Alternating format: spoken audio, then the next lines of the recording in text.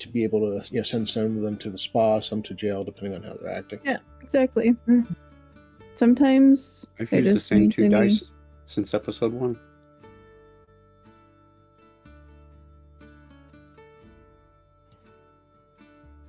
Cool. Whoop. Hello. So far, it seems to be just us. Internet friends are present.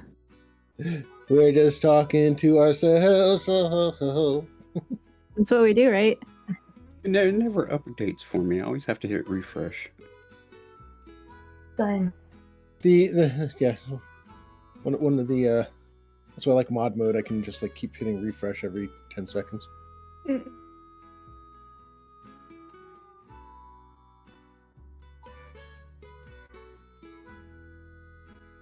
Are you suggesting that there's To do cool music my- stings?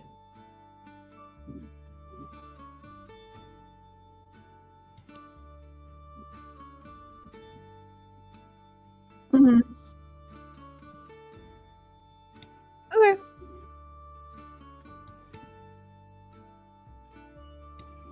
Sounds good to me.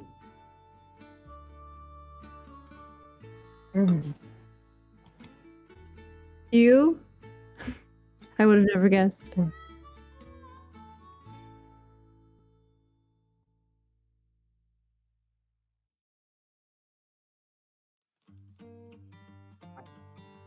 Oh, then you would have gone down pretty early because he started offering everybody power to side with him.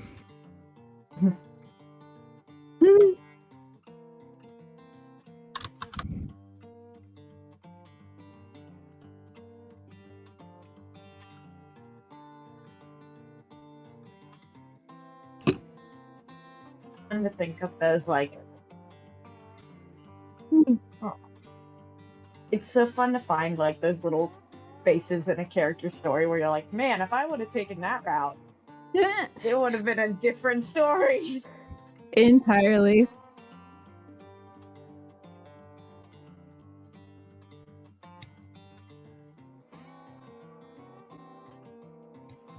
Oh, sure. Oh, a non-chromancer? Resurrected. Mm-hmm. So I'm would gonna that grab make you some a... water, so I'll be away from video, but I'll be here in spirit. So would that She make you a lingers. non-chromancer? Yeah.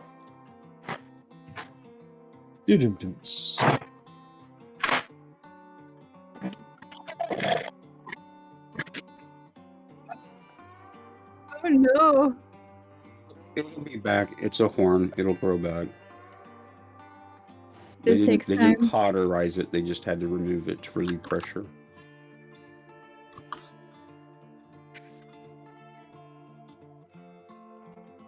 Oh, that stuff that's not so good for the brain. Or the rest of you. I don't need brain. Who does? I don't. I have Spy-Mobile. Check it out. I don't need Get it brain. out. He does all the Well, thinking for you. I had Spy-Mobile. Who does? Thank you, I Mr. don't. Chandler. I have Check Spy-Mobile. it out. I don't need It is brain. broke down, yes.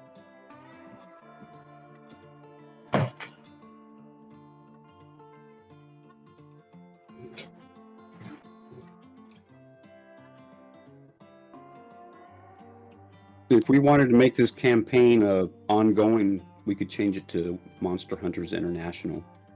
Monster We could Hunters go- International. We could go all around the world. Safe world by going all over it. And we could actually do that whole Godzilla scenario.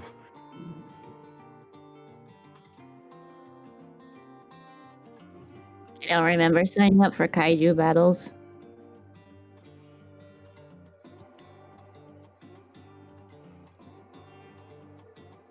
Oh no!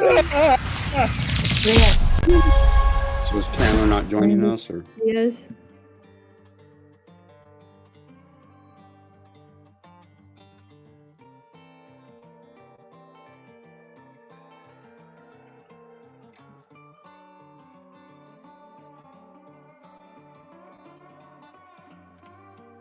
This happens to be the monster of this week. Yeah, I was going to say it just This current week.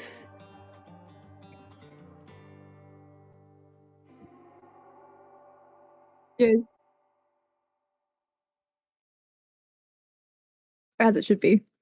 The Raven cosplay is incomplete otherwise.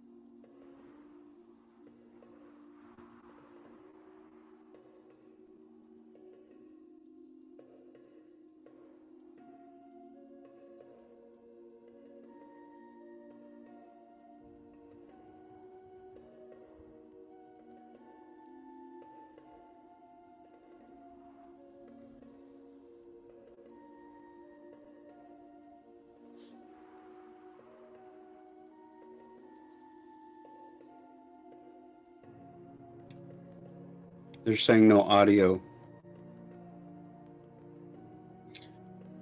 Oh, now they say they can hear it. Okay. All right. Amanda said Yeah, no no, it's- voices, but then she said, "Oh, there they are." So Wixit. The right mic on here. No, Wix says you can hear you. I think they can hear y'all. Now they should be able to hear Oh. me. I it says didn't they see can hear my... me. Yeah. Okay. Y'all missed everything I just said. Oh, well. The important thing is they could hear me. They could hear y'all. Welcome to Monster of the Week. Yada yada yada. I'll start again. The players last time we left off had fought Tomb Tappers, these ancient guardians of the city of Socorus that had made their way out from below Yellowstone, from below Old Faithful, and they found themselves defending the Smith Mansion, a tower that they helped build and protect, which protects Yellowstone itself with a bubble of anti-divination magic, preventing anyone from looking in. During the fight, Adrian took some pretty grievous wounds, and the tower took a few hits itself. The party rushed Adrian to the hospital, where he found himself recovering thanks to Val's assistance with a friend of hers who works as a nurse in the hospital, while Adrian's partner, Chauncey, showed up at his behest, a dwarf with extremely similar mutton chops to Adrian's. They found Raven found herself nodding off after the difficult fight she was in, and had another vision. She found herself enrobed in a blanket that took over everything that she could see. It felt oppressive, dark, and deep beneath the surface. She saw a number of eyes, 8, maybe 9 eyes, creatures around her, coming in before she woke up in a flash, rushed to the party, told them all about it. Dakota was called by her mother to meet at the museum with Buffalo Bill in the morning. The party went on their separate ways, rested, recuperated as much as they could, and met back up at the museum, where Bill told them when the tower took a few hits from these tomb tappers, he was able to look into Yellowstone again. And he was able to look deeper than he's ever looked before, finding in the city itself a nether scroll, an ancient scroll holding immense, infinite knowledge of magic. Unknowable what exactly it could know, but still powerful and important nonetheless. And it needed to be secured. It couldn't just be left there, because now other people might be able to find it, might be able to know about it. And the hunters are the best people to go and retrieve it. They have obviously proven themselves to be quite mighty, and they know the way down there, they know a safe route. They were given arcane rebreathers by Edgar to allow them to better withstand the pressure and temperature deep beneath the surface of the earth, and they were given a compass, which leads to the arcane signature of the scroll itself. After a bit of talking, Chuck had his misgivings with what Bill was saying, perhaps not trusting everything he was saying, but Mary, with her innate ability to detect lies, knew Bill wasn't really lying. They made their way back to where they exited Old Faithful, a secret entrance that brought them safely to a lake where they fought a water elemental that protected the city from the outside. Now they go in to the ancient city of Socorus. Deep, dark, musty. They found themselves in an area alien to any they had ever seen. A dome of magical protection enwrapped the city. Above, they could see magma pools of the Yellowstone caldera itself above. Time seemed slow and, in Evelyn's favorite way, soupy. The air felt thick and moist, but dry all at once. It smelled and felt like dust hung in the air when there was none visible, and screeches of lightning shattered across the sky at random intervals. It was a horrible sight to see, but one that they needed to traverse nonetheless. After making their way down the roads a bit of a ways, they found themselves needing to go through a tunnel. As they made their way a bit of the ways down the tunnel, Raven caught sound of some collapsing stones above with her keen wolf ears and warned the party of what was going to happen. The tunnel was going to collapse. And in its collapse, the party found themselves invariably split. This tunnel was immense, tall, and now a large amount of stone sits between you and the other party members. As we find Raven, Mary, and Val on one side at the front, heading up the group with the compass. Adrian, Chauncey, Chuck, and Dakota at the back, now trying to make their way around somehow to regroup with the party. That is where we left off last time. So, why don't we intro our players really quick while we wait on Robert to get back? Let's start with an old classic, Evelyn. Wow, y'all are old. That's not what I You're said. muted. You're muted. I'm muted. Okay, that's better. Helps when I push the button, huh? So hello everyone. I'm Evelyn. I play Raven. She is the monstrous playbook. I am a werewolf, a halfling, and yeah, I'm really into classic rock. So yeah, that's my whole thing. And everybody is now level 6, which lets them have advanced improvements. Evelyn, what did you decide on for your advanced improvement? I went with the advanced 2 basic moves, and I went with advancing kick some ass and advancing use magic. So that means anytime I roll a 12 or better, I will get some good stuff additionally on top of my basic stuff. Yep, because normally the high end of any roll is a 10. Which just means a complete success. You do what you set out to do. But now she is able to go beyond complete success and do something greater than normal.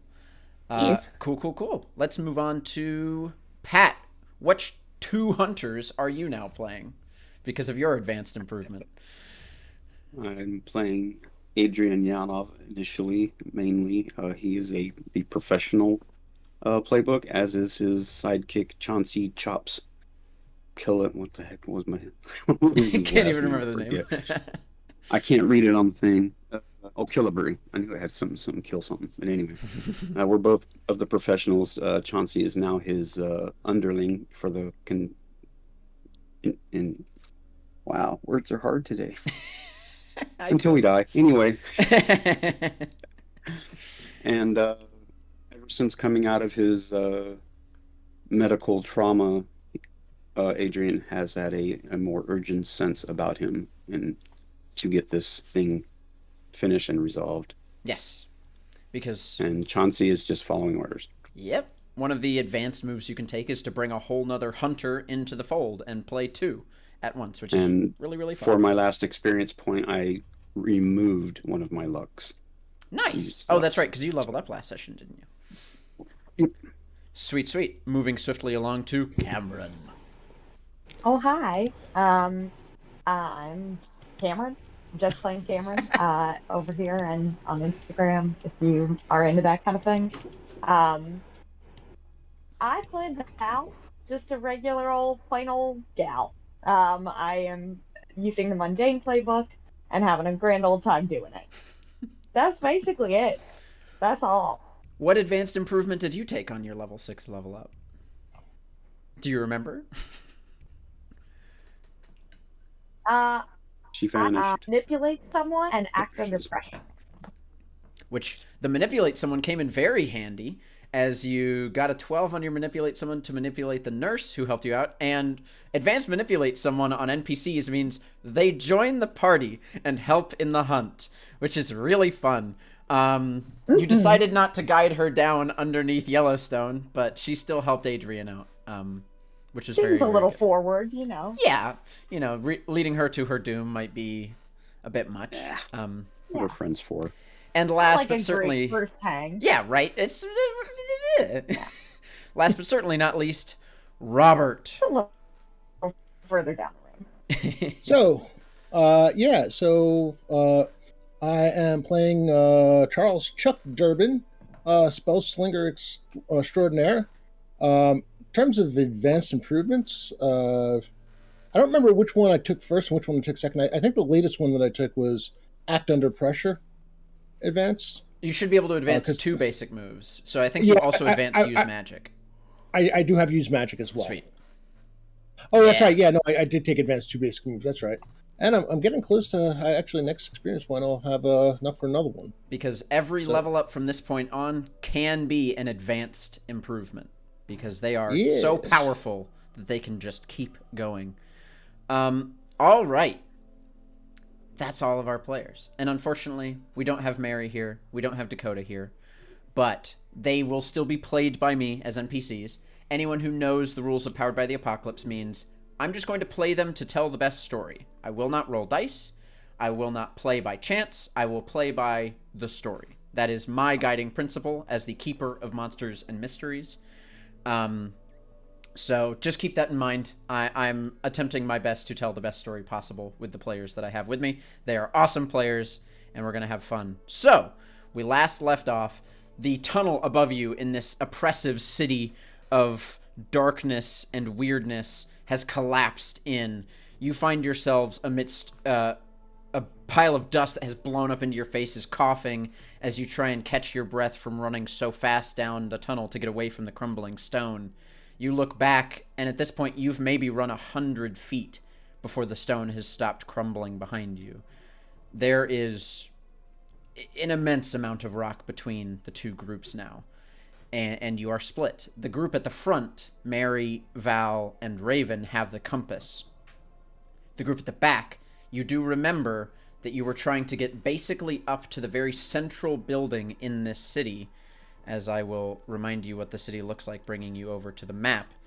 The central large building of some sort that seemed to be emitting the lightning into the city is where you were trying to get to. So at the very least, you have a path, maybe not an exact one, but you know where you're going. Let's start with the front group, or let's start with the back group.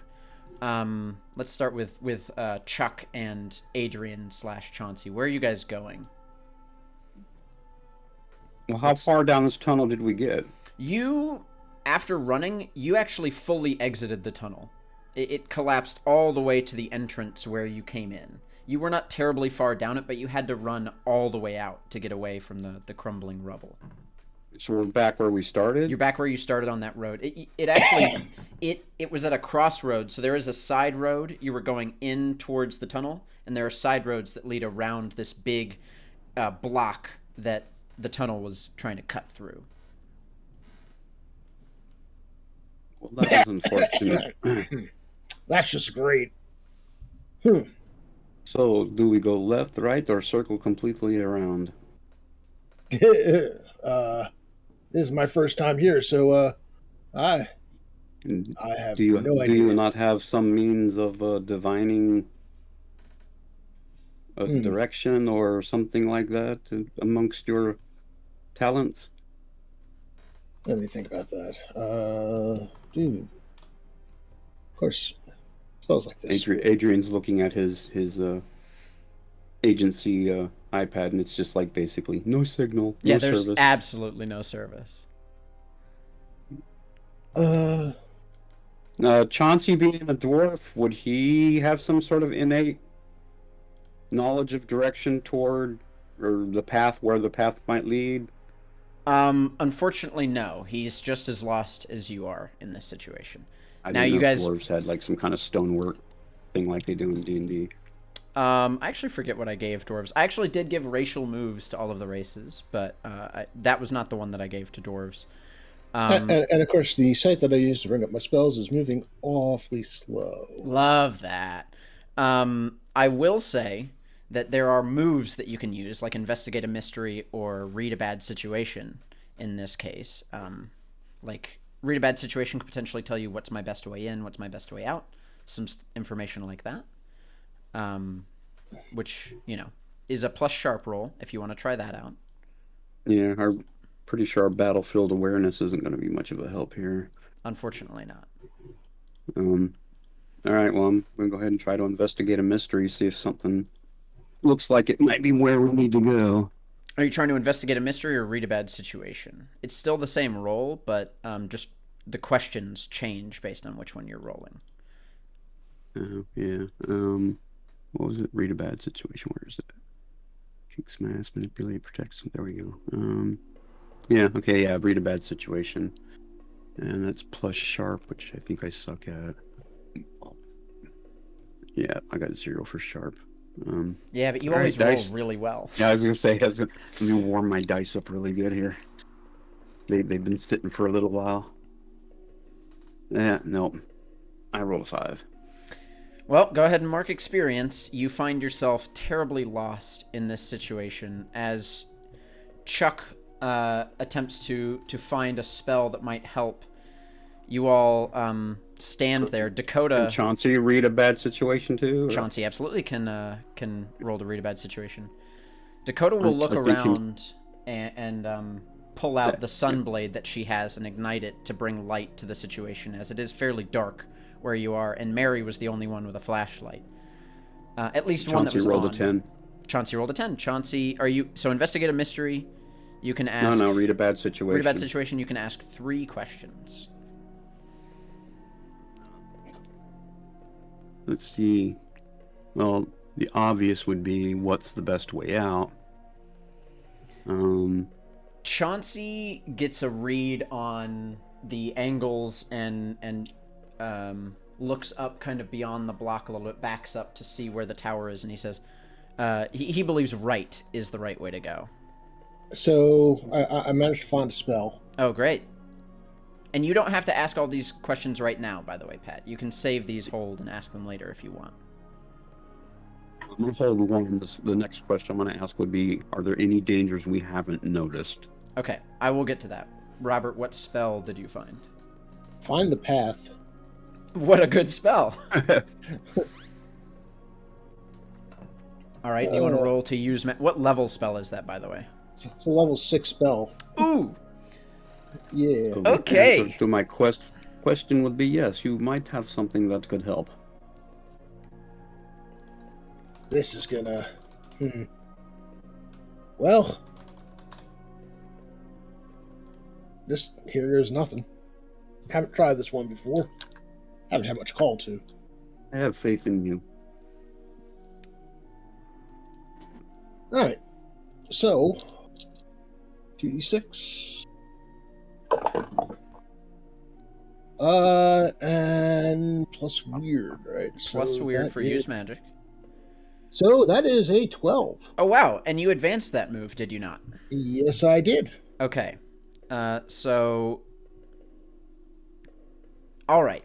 I will say a 6th level spell is a little bit high for a regular use magic, but because of your 12, I will say this. Normally, it requires a material component of value. It requires a piece of an object from the location you wish to find. So what you do is you walk up to those tubes that you know lead centrally into the city, and you place the butt of your gun against it, and you allow your gun to rotate along that tube to point you in the direction you feel you need to know. And as you take it off, the gun... Anytime the purple lightning arcs across the sky, you see purple lightning, or the runes on your gun light purple, and your hand kind of itches in the direction where you need to go, but your gun is now a compass for, oh wow, a long time. I think it lasts like a couple of days. Your gun... That's a day. That's a day. A day, yeah. For the next 24 hours, your gun will itch in the direction to find where you need to go. It's not going to lead you to the scroll, but it will lead you to that tower. Oh my goodness, Chaosic! Did you just gift 5 subs? Thank you very much. And remember, we do do bits stuff here. It's a little bit different than regular. 200 bits is a +1. I think 1,000 bits is heal 1 harm or make them stable. And I think we said 10,000 bits to erase a luck point, which is really, that's a big thing. It took Pat this long to erase 1 luck point playing the game. So you guys begin walking down the street. Let's cut back over to it wouldn't have taken as long if Mary hadn't parked a car on the let's go back over to the other group. All right, you guys make your way down this tunnel, continuing forward, I imagine, as you know you're not going to be able to catch back up with the other group. Do you make any attempts to communicate with them, or do you just keep walking? You understand that they're safe. You saw them make their way away. I would say no, simply because we know we're going in a different direction from them. Okay. And that'd be a lot of rock in between, hoping that they could hear us tapping or something. Dakota and Val, do you guys try anything? Do I get a sense? Or I think Raven. Val would be too nervous to like yell. Although like that's her first instinct is just to be like, hey, like just to yell real loud. But then it's like echoes, no. And yeah, you know it's not going to make its way through. Would Raven logically? Instinct... Oh, you. I was gonna say, would Raven logically think she could cast like a message cantrip sort of deal? You would know that they're probably too far away for that to work. Okay. You would have to use some higher level sending magic to make that work. Mm. I think Val would try to take out her phone and attempt to send a message, and that like ding would pop up of like message not sent. Yeah. And it would just be like, hey, where are you guys?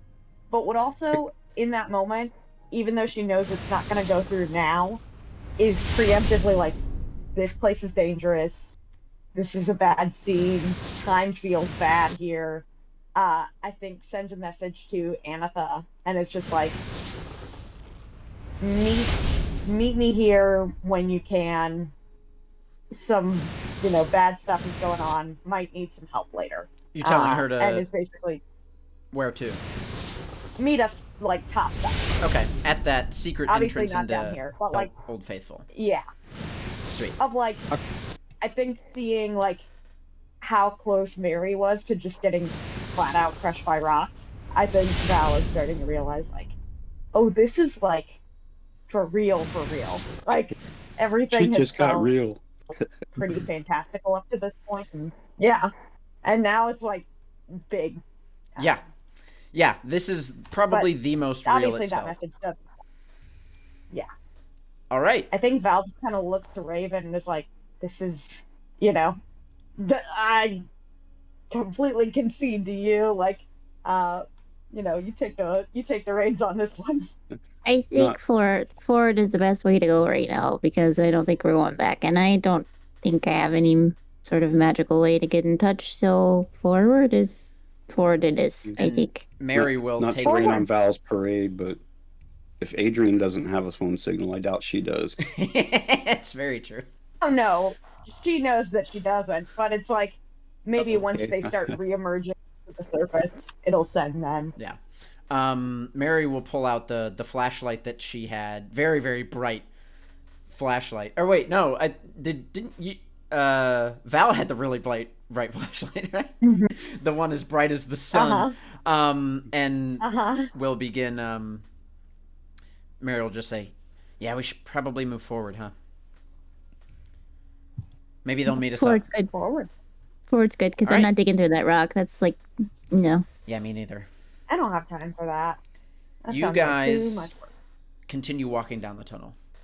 And eventually, you enter into what appears to be an underground mall of shops. You follow the compass through this wide tunnel and eventually you pass through another tunnel that goes perpendicular to the direction you're going, with a slight angle on both sides, as if it is a circular tunnel that leads all the way around the city. And in fact, looking down, you point your incredibly bright flashlight down both ends. At different distances down both, but invariably down both, you see these large, almost egg-shaped, rounded, alabaster white stones blocking each tunnel. And they sit on these rails at the bottoms of these tunnels. You get the feeling that this is some sort of public transportation system that makes its way around the city, which, you know, thinking back to what you imagine to be old medieval times, it's a bit weird to think that they might have had some sort of train moving through the city, but evidently they did. There's no physical way to get around the train. It butts up against nearly perfectly with the edges of this tunnel, as every stone in this city seems to. Everything is seamless and yet seamed all at once.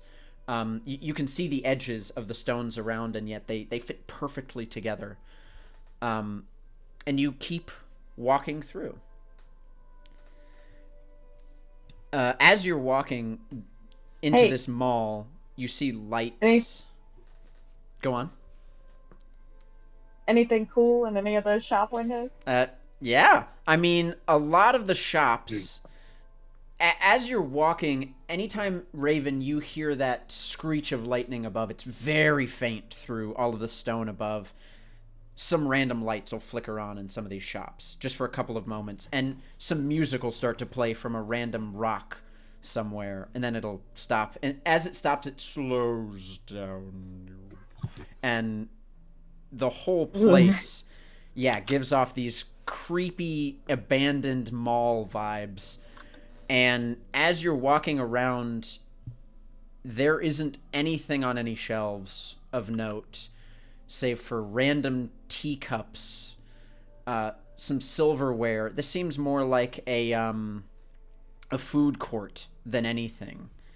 And there's a ticket booth near the train area that you can tell once housed a person who would give out passes to get onto these trains with but there's nothing in there, and it's all locked up tight. But the path continues on if you so choose.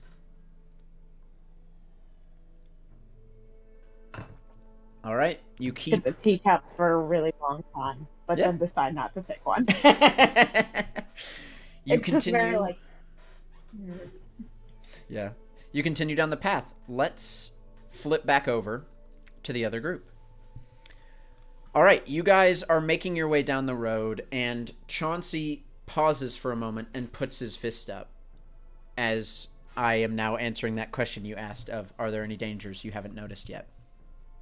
And he looks at you, Adrian, as he does that. I'm assuming we're walking side by side, because if he's walking in the back, we're never going to see him. No, he definitely would walk in a way that would make that obvious to you guys. The street is wide enough here for you guys to not really need a specific marching order. Okay.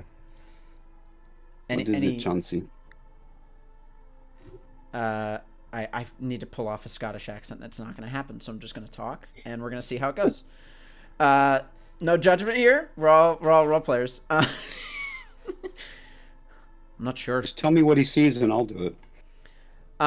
Chauncey hears a scattering on the rooftops nearby, like claws scraping against slate. To the right, upper right.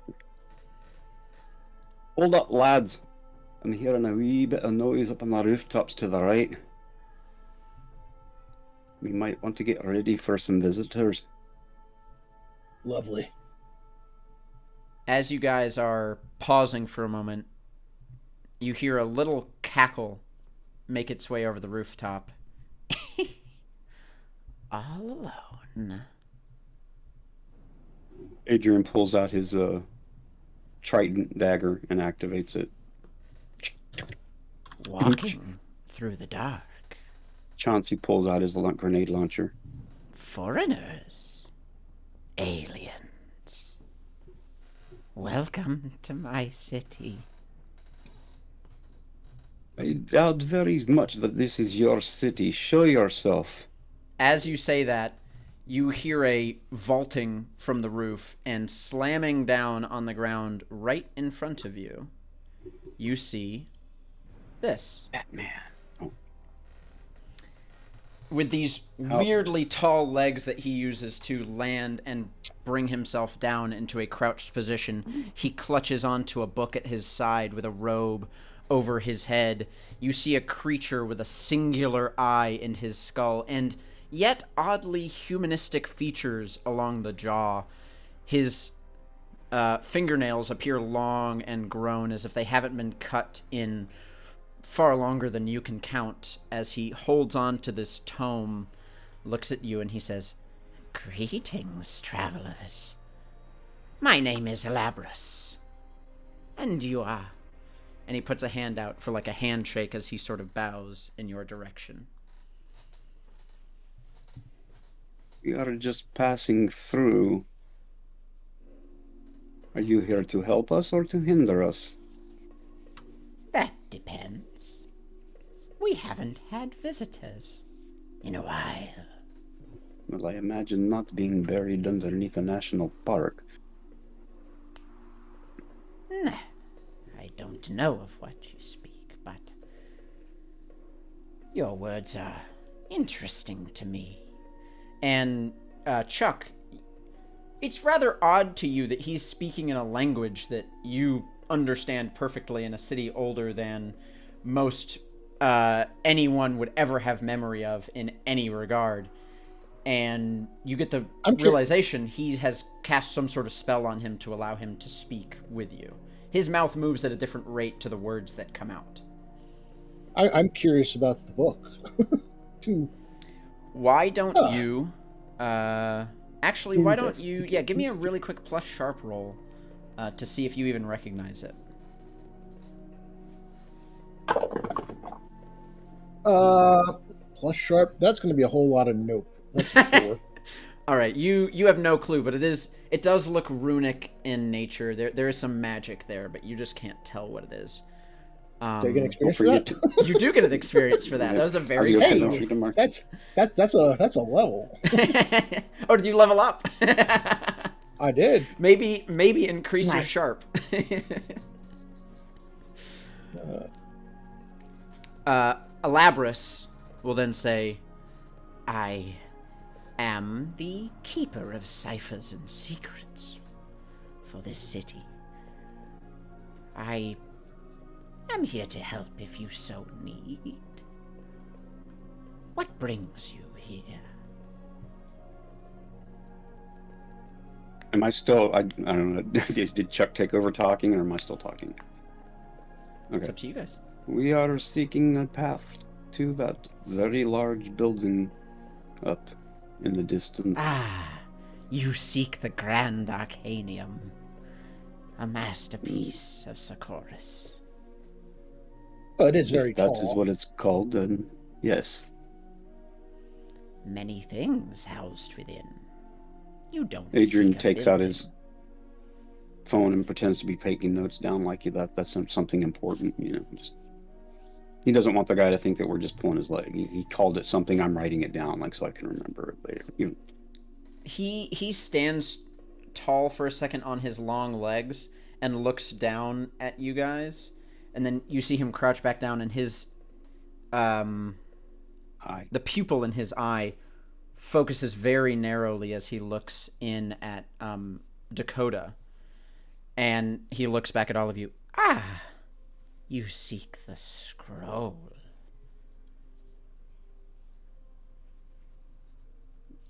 We seek probably many things, but the scroll could be one of them. It is hard to lie to me. I know what you seek. I didn't lie. We seek many things. The scroll could be one of them. I spoke no fallacy. Try and keep your secrets from Elabrus, keeper of ciphers and secrets. Ooh, how fun. I don't like this little freak. keeper of ciphers and secrets. Is that what the book is for? You like the book?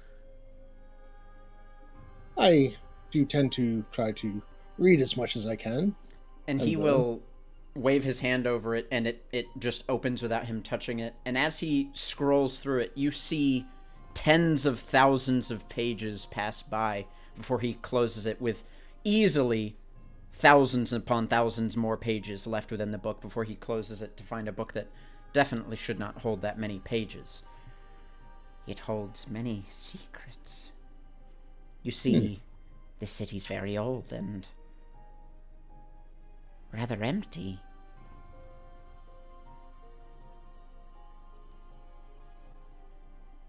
Where did everyone go? You know the stories. You know where they went. I know the stories, but as you know as well as I do, that stories may be true, may not be true. They did not adapt well. Alabris adapted. Alabris survived. Adapted well to what? A world without magic.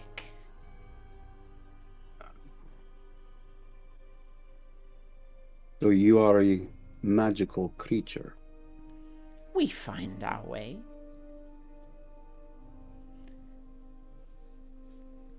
He leaps and bounds up onto a roof nearby and says, Your path leads you through the Agorium, marketplace of Socorus. I will guide you. I form some more. and he begins to skip down the roofs in the direction you were heading already anyways. Okay. Chuck is going to keep a close eye on his, gun piss, as we're going to call it. Gun piss? I don't think gun piss is the right. I think he was trying to say his... Sounded better in my head than it came out. That's fine. I don't think gun piss is right. I think it could be right. Try compistol. His compistol. I like compistol a little better. No, that's not any better, Thomas. That is not any better. Nope. Nope. I don't think any of it really works. No, it just doesn't work. It's gun good, finder. but There you it's go. not right. Yeah, you It's know? gun finder. Yeah, so whatever. We're going to, I'm going to Chuck is going to keep checking on it to make sure that we're not being led astray. Okay. You will find out as you walk. You are not. He is leading you in the direction that the I've decided what it is. It's a GPS. It's a global positioning shooter. That is what you have. That's all right. Probably the best we've got. All right, let's put it this way. Given what the other options have brought, let's just stick with that. Yeah. Beats the hell out of the twitchy pistol. All right, and we will head back over to the other group. As you continue your way down through this mall of shops, you make your way to a massive opening, below which hangs a sign. At first, it's very unreadable, but Raven, after you hear a screech of lightning above and after some lights come on, the sign's letters rotate and shift and form into English above you, as if they are meant to be read by whoever comes to the shop. And it reads, "The Humble Scepter." And it leads into what looks like a store of some kind. This is where the compass is leading you. It seems to be leading you through the store. In fact, it's where this tunnel seemed to be leading. This appeared to be the main spot of this mall. And you see through the lightly grayscaled fog of vision, curtains line the walls, and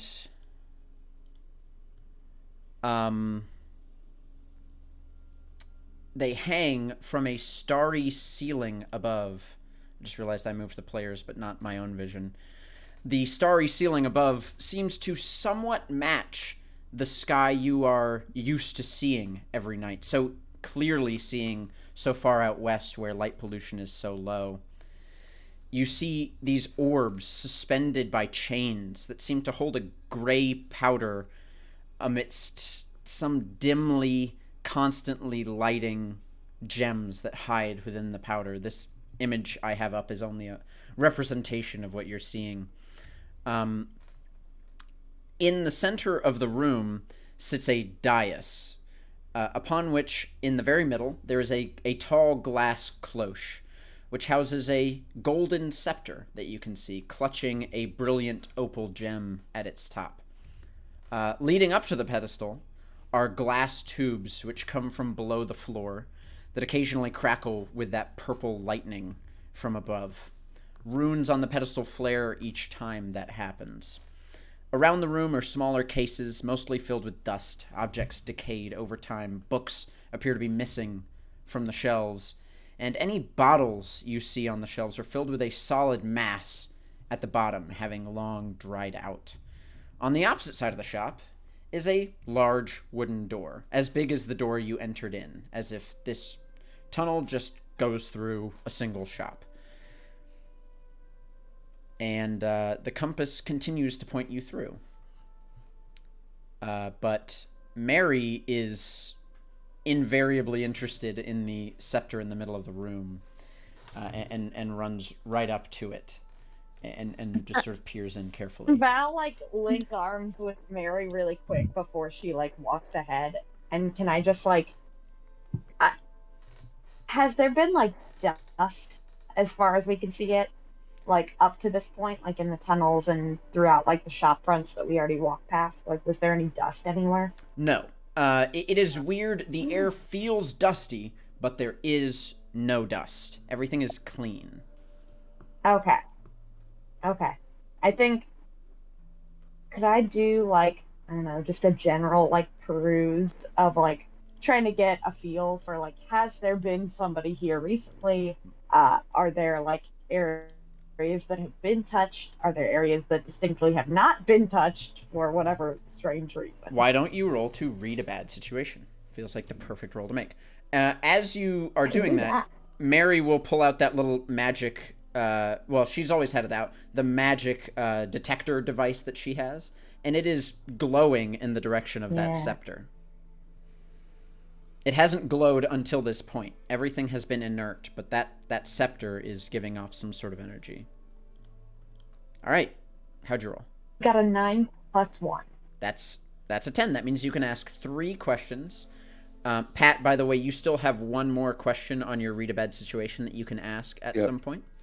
But those questions for the viewers at home, I didn't get a chance to ask these earlier, or say these earlier, are what's my best way in?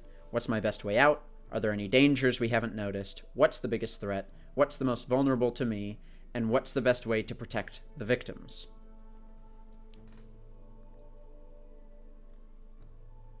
So you can ask 3 of those questions, now or later. I think I would go for, are there any dangers we haven't noticed? In this room, no. I will also say, in general, throughout the tunnel, you would hear, through the piercing silence, anything that would move, and you haven't heard a bit of it. Down here in this tunnel, deep below where the lightning can't really pierce the sound to keep an odd screech constantly echoing throughout, it is dead quiet down here. Okay. I think with that, like, Val will kind of like let go of her link with Mary's arm and will just go like, go wild. Within reason. Like, as Mary's already like taking off. Yeah. Raven, are you wanting to do anything? Raven, just seeing all of the various strange things around, will be like, I would be careful about just touching things in general. Like, don't just grab stuff, maybe. But you know, other than that, We've all shifted positions. Sorry, I don't know what happened. You're good. Tragic. Mary will be like, it's all right, Raven. I know to be careful. Not that stupid, but this thing. We were told that there was magical stuff down here that could be helpful. Maybe this is one of them. perhaps prayer. It seems to be giving off a abjurative and evocation signal of some sort, according to my readings. Could be some sort of weapon. Protective one. Possibly. Sounds like it. With the. We were told that there could be guardians down here, traps, things to prevent us from getting what we want. Maybe this. I don't know. We should make sure there's nothing around that could possibly. I mean, it might be helpful, but it might be also protected. All right. And Mary will get down and point her little detector at the runes around the base of this glass cloche. And when the lightning makes its way through these tubes, you see she kind of looks back at backs up from the reader and says, abjurative magic on the cloche anytime magic comes through. If we time it right, we can wait for the power to go down. Might be safe to remove. Worth a shot, I suppose. Raven, you've got the quickest reflexes. Mm-hmm. Want to give it a try? Yeah, sure. Just tell me when. All right. 1. I think Val would kind of be like standing by to help. Sweet. In any way she could. 2.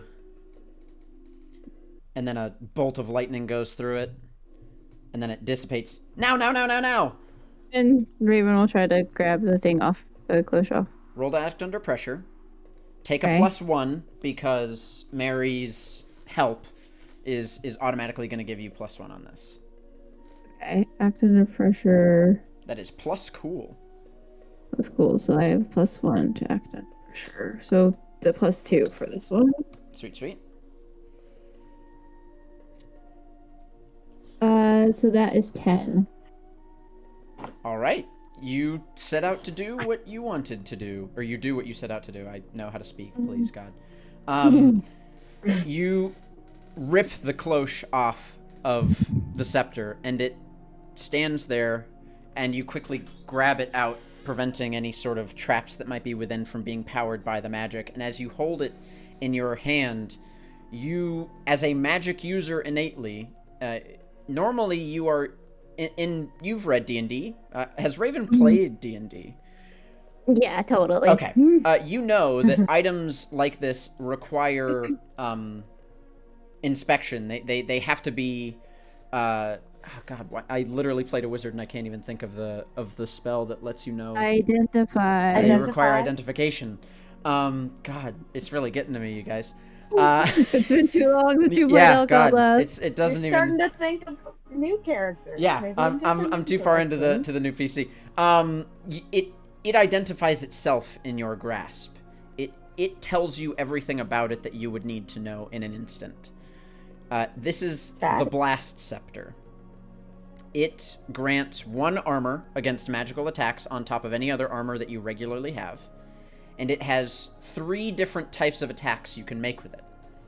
You can make a 0 harm attack at hand range, and it will stun the target, making them easier to hit by allies. You can use it to blast forward, dealing 1 harm in a close area to everything. It has the area tag, because this is how weapons work in Monster of the Week. They have tags. Find a place to write all this down. I'll send it. I'll send it. Okay. And you also... Sorry, everyone. Faces are going to get weird for half a second as I send this over to Evelyn. Thank you. And you see that you know that the last thing you can do with this thing is with a single attack, you can deal 4 harm with it. Someone who's within hand range, but it is unwieldy, meaning you get a -1 to that roll to kick some ass. It is the weight that comes behind it, the energy that you have to put forth through it, causes that to be harder to do. And you know you can only do that attack once every day for some odd reason. It's weird that magic would be limited to dawn and dusk, but hey, it is for some odd reason. I will also say that you know that last attack is incredibly good against constructs. Normally constructs are anti-magical. They can't be affected by magic, but this device was meant to protect wizards from other wizards who have constructs. All right. And you now have that. Sweet. I told you guys this would be the Raven most looks at it. D&D episode we've had so far. Raven looks at it and is like, this is pretty cool. I think this might come in handy. I think Val is like looking at it but like hesitant to touch it, and then like kind of like locks eyes with Raven and is like, I don't want it. Can I touch it though? Is that Yeah, allowed? totally. Will it hurt? It should be fine. Like, I'm holding it.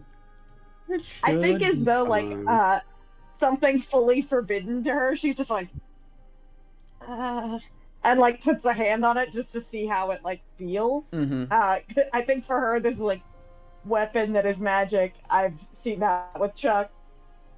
I don't understand this. And now it's that's the here and I difference. can touch it. That's the difference between Raven and Adrian. As soon as you touched it, Adrian would have went boom. That's fair. All right. Are you guys wanting to do anything else in the shop or just continue on your way? Is there anything else worth looking at, you think, around here? Either of you? Mary will point the detector around up and in other directions, and will eventually lock onto those orbs above. I think those glowing things in there might have some magic on them. Could be dangerous, could not. How do we get to that? That's pretty high up, and I am very short. Could I use my what's the biggest threat now? Yes. The biggest threat would be if now you... that Yeah. Now that that's been taken care of, the biggest threat in this room would be if you guys were to try and get into these orbs hanging from the ceiling and they were to come crashing down, the things in them might not be so friendly to sudden movements. You don't know. You just get the feeling that we might not want to mess with anything more than what we are knowledgeable of. Yeah, I think Val kind of looks up at it and is just like tilting her head back and forth and is like, I don't know. I feel like if one of those comes crashing down, it's gonna be bad news. Right as Mary was getting in a position But to I mean, like if y'all chuck want to. Raven up into the air.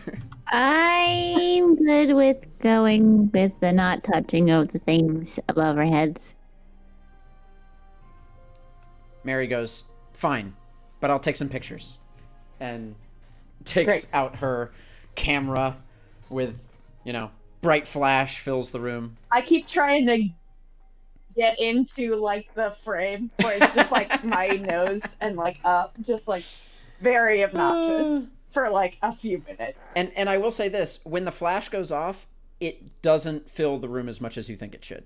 The oppressive grayscale darkness of this place takes over the flash, but you do get into one of them, no question.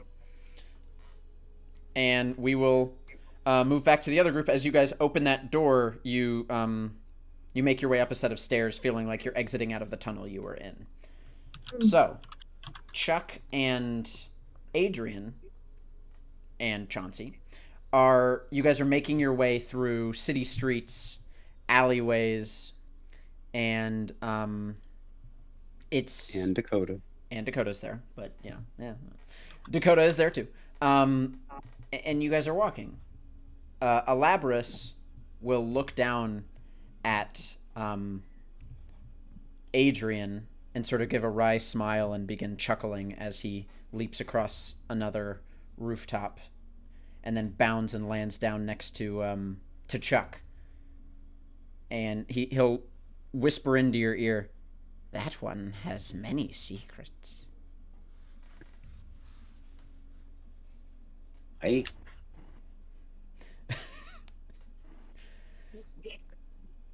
Chuck, Elabras has just whispered into your ear, pointing at Adrian. Well, yes. Chuck's like kind of says, yeah, I can believe that. Is there something I should know? You might want to question his motives sometime.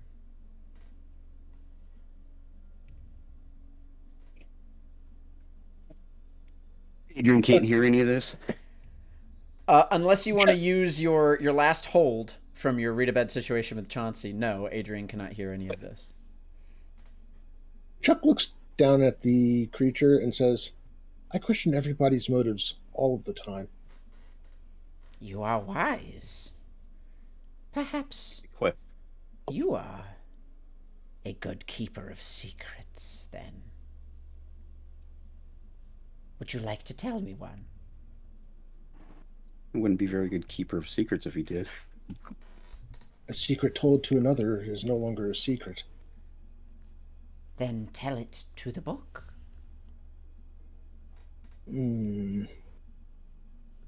I think I shall pass on that. Fine. I will discover it for myself. Are we still walking along as they're talking, or Yes, you are. Adrian turns around and notices that Chuck's no longer walking with them? He wants to make sure everything's okay. He just kind of stares at the two. And you see Elaborus has his head cocked. And he stands up very, very tall, way taller than all of you guys. Is there a problem, gentlemen? Do we need to stop? Well, just getting to know each other a bit. Our curious companion here. Yes. Very Friends curious. are waiting. Elaborus Well, then. suddenly turns his head, leaps up onto a roof, and you see him stand at his full height. He's like 12 feet tall when he extends his legs, and he looks into the distance back from towards the direction you came when you entered into the city the first time. And he looks back and says, Oh, it looks like if you do not hurry, only you four will be able to claim your prize. and he leaps to another building, continuing to guide you on your way. As you hear a crash come from the direction you entered the city in. I do not like this fellow, but yes, let us hasten our steps. I Time like the is sound of of the that essence. crash. I like the sound of that crash even less. Would you like to roll to read a bad situation or investigate a mystery? Uh, I think let's either see. would make sense. Are they both sharp? They are both Or- sharp. You don't seem excited about that. No, Sharp doesn't Well, seem I to mean- be. I mean, I've got a 1 in sharp, so. It's Well, not- don't you He's also got- have a move on got investigate a more mystery than that me. lets you ask magic questions as well? I thought I did. No, I got one for under pressure. Yes, when you successfully. Yes, I do. Okay. Forensic divination. Ah! There we go. All right, so that is a 9. Cool. I will say, Pat, do you want to try and help him out to get him to a 10? Chauncey will. Chauncey will. So have Chauncey roll plus cool to help out. Yeah, we like cool. Yeah, we're professional. What did I have to roll? You need a 7 or better. A 9. All right. I that rolled a gets him there. 7 plus 2 on cool, so. All right, so with a 10, you can ask two questions from Investigate a Mystery, and I believe you get that bonus magic question. So what would you like to ask?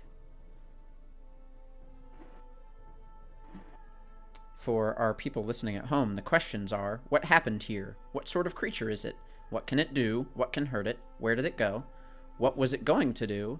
What is being concealed here? And now Robert will pick from those questions. I'm going with what is being concealed here. Okay.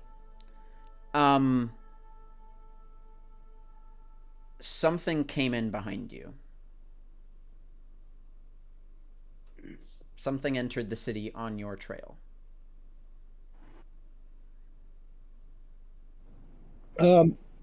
Chuck is going to, move up to Adrian's side and just kind of whisper, "We're not alone."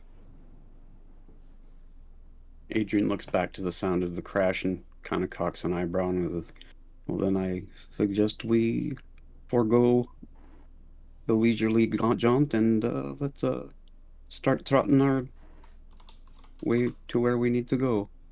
Yeah, Should we run? let's not look panicked about it. Just the sound of the we just want to get there quicker. Adrian kind of glances at the group and goes like, "Well, double time then, people. Our clock is ticking." As you say double time, then you hear Elabras just begin to chuckle from the rooftops and start to move quicker without even having to tell him anything. Let's see if you can save them. I really do not like this guy. Do you want to ask your other question, Robert, or do you want to save your magic and other hold question? I want to save it. Okay. All right. You guys make your way at a jog moving forward. And as you get closer and closer moving forward and forward, innumerous signs begin pointing their way in your direction. Signs that, similarly to the people down below, but in a way that you haven't seen yet, at the flash of lightning translate themselves for you. Not your eyes translating, but the signs themselves translating. You read signs that say the Agorium, that point further and further in until you make your way whoosh into a massive opening.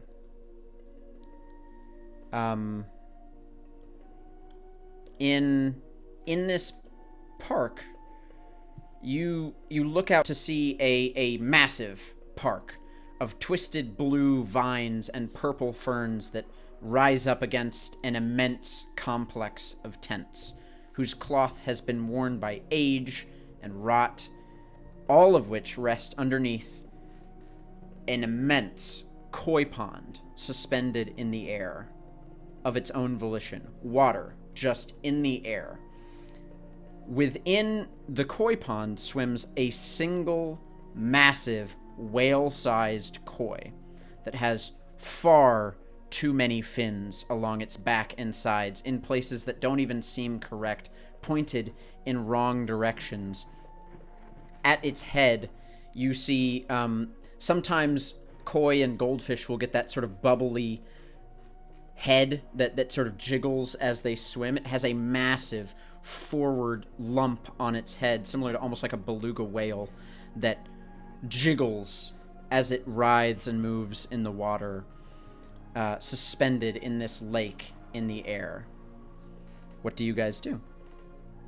I get an urge for sushi. Chauncey's going to use his last question and say, what's the best way in? Okay. When it comes to this network of tents and... Oh, you do see at the opposite end of the Agorium, you've been slowly making your way up and up as you go. At the opposite end is a large set of staircase that leads up to a single bridge that goes straight to the tower that you're trying to get to. So obviously you need to make your way across. Pointing? What? Is that where the gun is still pointing? The gun is still pointing that way, yes. All right. To get through the Agorium is going to be a challenge in and of itself. It is a complex maze of tents, but the best way is not going to be to go around it, because that could take an incredible amount of time, and you're not exactly sure where your party is going to come out. But can Adrian read a bad situation now? Yes, please. Or has he already used his? No, you can go for it. And after you do that, we will switch back over to the other group. Rolled a 9. So you get to ask one question. Okay, and that would be, are there any dangers we haven't noticed? I love that question. I will answer it with the other group. We flip over to Val, Raven, and Mary. As you guys climb this staircase, seems like for far longer than it should have taken. In fact, as you think about how long it's taken, it feels like almost a day has passed in this soup of time you find yourselves in. As you emerge from this tunnel into the same plaza that I had described earlier. You find yourself at the Agorium, and you push open big wooden doors that clatter to the sides and echo throughout the chamber that you're in. And as that echo kind of hits, Adrian, you hear that door open off to the side. And as that happens, Raven, you look up, all of you look up at this immense koi pond, enthralled by the visuals you see before you. The purple lightning sending streaks of rainbow colors through the water as it morphs and changes in the air. The koi hears that sound, and it throws itself from the pond. It dives in your direction, far too far away to ever reach you. But you see it splash out like a whale just diving out of water, and it lands on the ground head first, and its head splatters open. It just destroys its body on the ground. It starts and just suffocates and dies before you as its head splits open and a bunch of littler kois flop on the ground coming out of its head and all slowly die before you. And as you are caught in this horrible vision before you, Val, something grabs you and runs fast into the plants and the ferns and the tents, and you just let out a scream. You can't help it. Something massive has grabbed you. Raven and Mary, you see a flash of something chitinous and big dart its way into the Agorium with, as Val has the flashlight in her hands, like a spotlight flinging around to the air in front of you. Adrian, you see this as well, and you now have a bead on where you're supposed to go and how you're supposed to get there. What is everyone doing? Val? What? How far away? How far away is Val from Adrian? Probably about a football field. Go ahead, Val. I'm gonna go ahead and mark experience, because every time I get captured by a monster, I mark experience. See? This is what you gotta do. You gotta play to your characters. But I didn't even have to do anything. That's free real estate, baby. Adrian's gonna yell at the top of his voice at seeing Val being carted off. Use the stick! I think you would see like Val just like, I mean, I guess I'm in bushes now, but just like fists, like no stick, just fists, just kind of like punching at the air. Okay. Raven, what are you doing? I think that you are the most Raven. reactive. Stick with her. Yeah, Raven would have taken off in the direction that Val was heading as soon as she realized that something just flashed past, carrying Val off. Would you like to investigate a mystery to try and find out what sort of creature it is? Yes, I would love to do that. And investigate a mystery, I add my sharp, correct? You do. Okay. That is an 11. Okay, you get to ask 2 questions. I imagine you want to know what sort of creature it is. Yes, that's number 1. Okay. You see your eyes unnaturally quickly. When you're on a train and the world is a blur behind or going past you, but when your eyes focus on something, everything comes into view. That's what happens. The world behind Val becomes a blur, but you focus on her and this creature as it darts into the brush, and you see this before you. And Evelyn, you should instantly recognize this creature. You, as a player of D&D, Raven and Evelyn, this is an Umber Hulk. Yeah. An Umber Hulk unlike any you have ever seen before. 9-foot tall, horrid cross between a gorilla and a beetle. Sitting at the front of its face are 2 mammal eyes with black sclera and piercing yellow pupils. To the sides of the head sit 2 large, swirling bug eyes, below which chitter 2 long mandibles that occasionally crunch down upon one another, almost in reflex. Like alligator's jaws, you hear air suck out of its mouth as it does so. It's broad, muscled, it has clawed hands, feet that seem to move the earth around it with ease. But interestingly to Raven, its skin is covered in these warped plates, different to any you've seen art of in your DMG or Monster Manual. These plates beneath them, because you can see more skin. Its armor is warped away, giving it less armor in a way, but under its armor, on its skin, you can see these veins of bright, sickly green, pumping what looks almost like acid through its blood. And your stomach can't help but drop all the way to its pit when you see something like this, carting your friend away. What do you do? Okay. Because you heard Adrian yell at you. Yeah. I thought he was yelling at Val to use her zappy stick. Oh, yeah, that he but you gave heard her. Adrian yell. Okay. Yeah, so, yeah, Raven's just gonna try to kind of run in that direction. Great. And also I want to ask my second question, if at all Please. possible. What can hurt it? Very, very good question. These things are weak to sudden flashes of bright light. They are underground creatures. You get the feeling that if you were to try and daze this thing with a light, it would be very good. All right, good to know. Would Yes, Val still be holding the big flashlight? Yes, Or yes, would that she is have dropped actually it when she got as a signal, like a flag for them to find you. You are holding it and it's sort of waving up in the air crazily. just the sun? Before we see what happens with Raven, let's cut back over, jump cut to Adrian and Chuck. What are you guys doing as you see this happen? Adrian's going to just automatically run toward Val and yell at Chauncey, "Come on, help her!" And with off we Chauncey, go. you guys have a route that can cut through the tents and the vines to make a shortcut rather than going around to where this thing went in. Okay. I mean, we're gonna go. We want to get there as quickly as we can. Great. Yeah. That's what you guys are doing? That's Sweet. what me and Chauncey are doing. I don't know if Chuck All right. has any other ideas. I'm definitely following along. Totally into that. We don't know what Dakota's doing because she's like Dakota's gonna come along with. She has the a sword. non-player lately. She has the lightsaber, so the sunblade alight in her hands, and is running with you guys. Raven. All right, question: that sunblade is an actual weapon of light power, right? It's not just a giant glowing sword. No, it's definitely a powerful weapon. Yeah.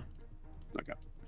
Raven, you dart into the vines as Mary goes, "Oh God!"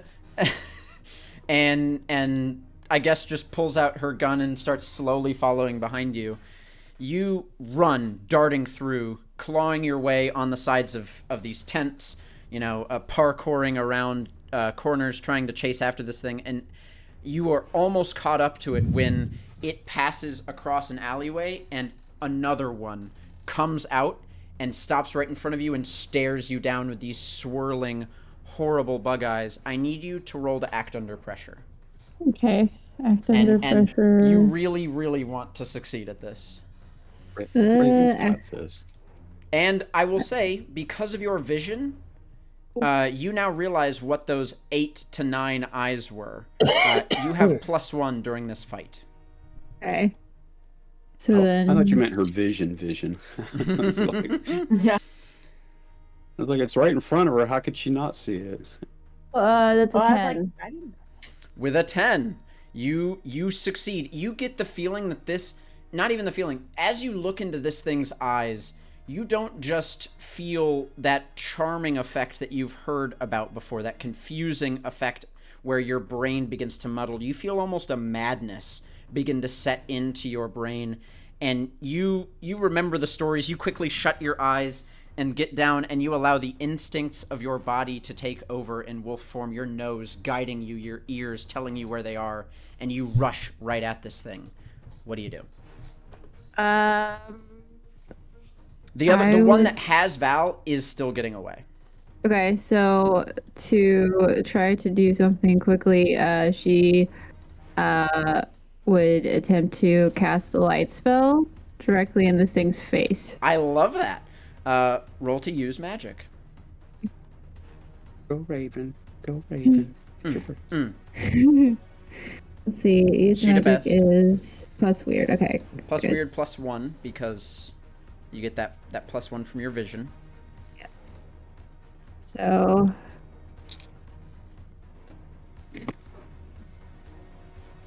Okay. 15. Whoa! Whoa! You fail miserably. Okay, because of you took advanced use magic, which means I get to give you a bonus on top. You don't just cast light, you cast daylight, and a beam of light streaks from your hand into this thing's eyes, and it just and it shrieks, and it just can't help but lean back, and you see it like fall onto its arms and tries to catch itself as it breaks an entire tent behind it, but you have an opening to chase after Val. Val went bye-bye.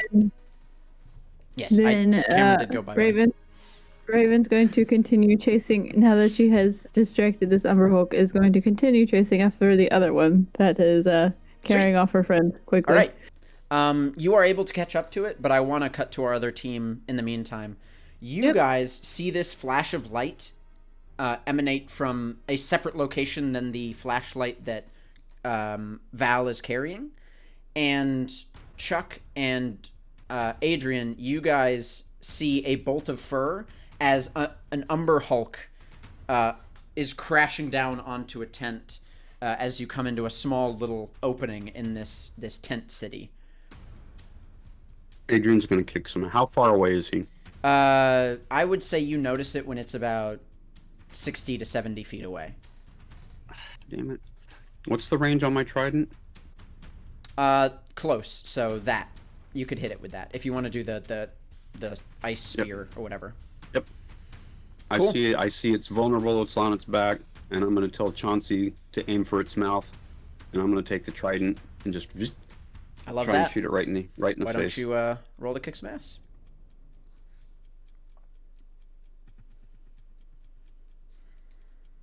It's gonna kick some butt. Tough. Oh, good. Tough's a good thing. That's an 11. An 11. Sweet. Which extra do you want to add on top? When you roll a 10 plus on that, you get to deal more damage, take less damage, because it will damage you somehow, some way. Always happens. You can force them where you want I've got them. +2 with my armor, so I'm not too worried about the damage. Okay. I'm going to go ahead and inflict terrible harm. So how much harm do you deal with that then? Plus extra 1. So what's the total? Hang on. Everything's at opposite ends of Yeah. I think that'll bring it to 3. Where's my damn trident? Okay, here we go. Oh, 4 harm, so that's 5 harm. Oh, wow. You hit partially one of the plates of this thing, and the ice beam digs into its skin, and a gout of acid blood spews out, and it reaches your shoes, but you sort of duck back. Your armor, you don't take any damage from that. But it just like collapses into the tent behind it, as that was a major hit, but it does feel like it wasn't as major of a hit as it could have been. This thing does have some sort of innate armor to it, whether it be pulled back or not. Chuck, what are you going to do? And you said 60 feet away from me? About. You can be closer if you want to, though. Well, okay, so my question is, you said it's lying on its back? It's starting to get up. At this, it has stood up and is now lumbering and moving its way towards Is there you. anything, like, directly above it? Unfortunately, other than a massive lake of water suspended by, you don't know, no, there is nothing above it. A massive lake of water suspended by... Some sort of not magic. drown all of us. Could I cast daylight on the massive lake of water? Oh, I see. I mean, you could cast daylight on any number of things. I think that object is a bit too big to cast daylight on. Well, I mean, it's basically, I just need to... You know what? Rule of cool, yes, absolutely, you can do that. But you're still gonna need to roll to use magic. Well, okay. And yes, Dakota will help him. That is a 9. A 9. Dakota will channel the Sunblade into your pistol as you fire your gun up into the air. Your bullet turns into a flare that enters into the lake and just turns into a small sun in the middle of the lake, and the lake just rippling surface of a lake water, like when there's light coming through water, is just now covering the entire Agorium as these waves of light and shadow cover everything. And you hear 2 different screeches, one coming from the one in front of you, and Val, the one carrying you, just drops you instinctively and just starts screeching and looking up at the light. Cool. Val, in response to that, you want to do anything? Yeah. Is it, Val's watched Shark Week. She knows weak points for big animals are eyes. They don't like getting hit in those. Yeah. Could I attempt to kind of like, hit up with my stun baton into one of those sets of eyes? I think you absolutely can. Why don't you roll to kick some butt? Can do. I'm going to remind Val, since it's probably the first time she's used that, to press that button 3 times to extend it to its full 4-foot length. That is a 10. A 10. So with a 10, Yeah. I will absolutely let you do that. What are you looking to have happen as a result of that? I think, any harm would be great, but I think mostly she's just trying to, like, get it to continue to be right where it is in pain. Okay, great. So we'll do the keep them where you want them. How much harm does that stun baton deal? That is 2 harm. Cool. Because you went for a weak spot, I'm going to say you actually do deal harm. You go around its armor and stick it right in the eye. Normally, it has so much armor that this stun baton would have done nothing to it. But you do have it. It's like looking up at the light and just jittering as you have it stabbed in one of its eyes.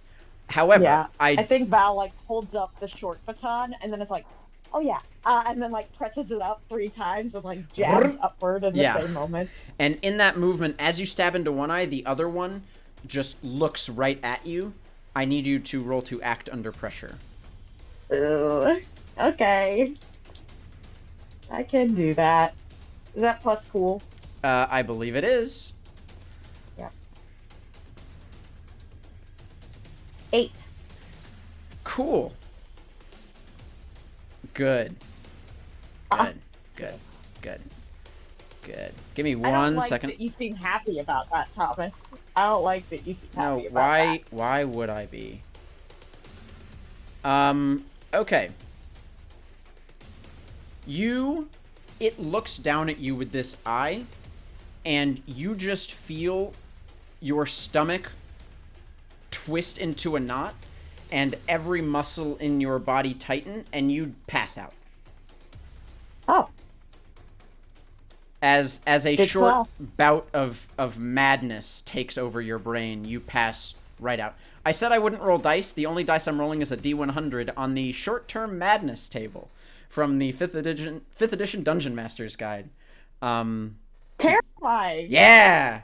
Because these are different than regular Umber Hulks. They're bad Umber Hulks. They're bad. TM. Yeah, TM. Cool. Raven, you have caught up. You see Val pass out right after she jabs this thing in the eye, and it just sort of gets to its feet. What are you gonna do? You're muted. Yeah, she's gonna try to like get all up in its face, if she can. Great. You You gonna try and hurt it? I actually have something called Jinx, Oh. which is my from the spooky playbooks that I took the other move from, and I can jinx a target. And what I'm gonna do is I'm going to interfere with what this monster is trying to do. So that is my goal with this roll. Okay. I don't know what this does. I need to look. Says you can It's encourage a good one. coincidences to occur the way you want. When you jinx a target, roll plus weird. On a 10 plus, hold 2. 7, 9, hold 1. On you this, can, like, you do hold 2 over stuff. me. Yeah. Ooh, and that's a success. That is a, let's see, 11. All right, so you get to hold Yes, 2 on this. Raven, yes. How are So you spending them? I'm going to try to interfere with what the monster is doing. So she just wants to kind of keep it from continuing off with Val. And on my other thing, I also want to give Val a +1 forward with this particular monster. Okay. So how do you jinx it? I'm going to say that what it does in response is it turns to you. It takes its gaze off of Val, and Val, you just wake up in an instant. You're prone on the ground, but you have the stun baton in your hand, and you feel something telling you to stab it in the back with it.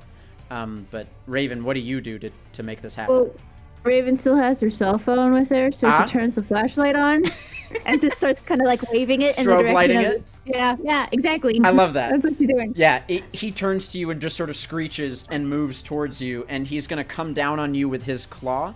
You take 3 harm as he whops you across the chest. Ow.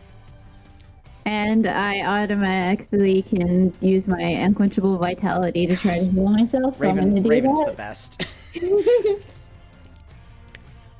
Oh, yes! I just rolled 2 6s, so Oh my gosh. plus cool, right? Yeah, yep. It's Raven, so that's good. 13. So I heal 2. So You only take I'm at 1 1 harm. Yeah. And you don't have any armor, do you? No, just from magic stuff with the blast scepter. I see. Yes. That's the first armor I have. So She has fur of God. Raven, like, Evelyn is so good at accidentally min-maxing characters into just incredibly powerful beings. It's amazing. Yeah, she is. And she's just telling a good story with them, but boy howdy, are they really good. Cool. All right, Adrian, Dakota will leap past you, just sort of vaulting over you, and try and come down on this thing with her sword. She cuts into its flesh, and then you see she looks up at it with anger, and it looks back up at her. And let me see what happens.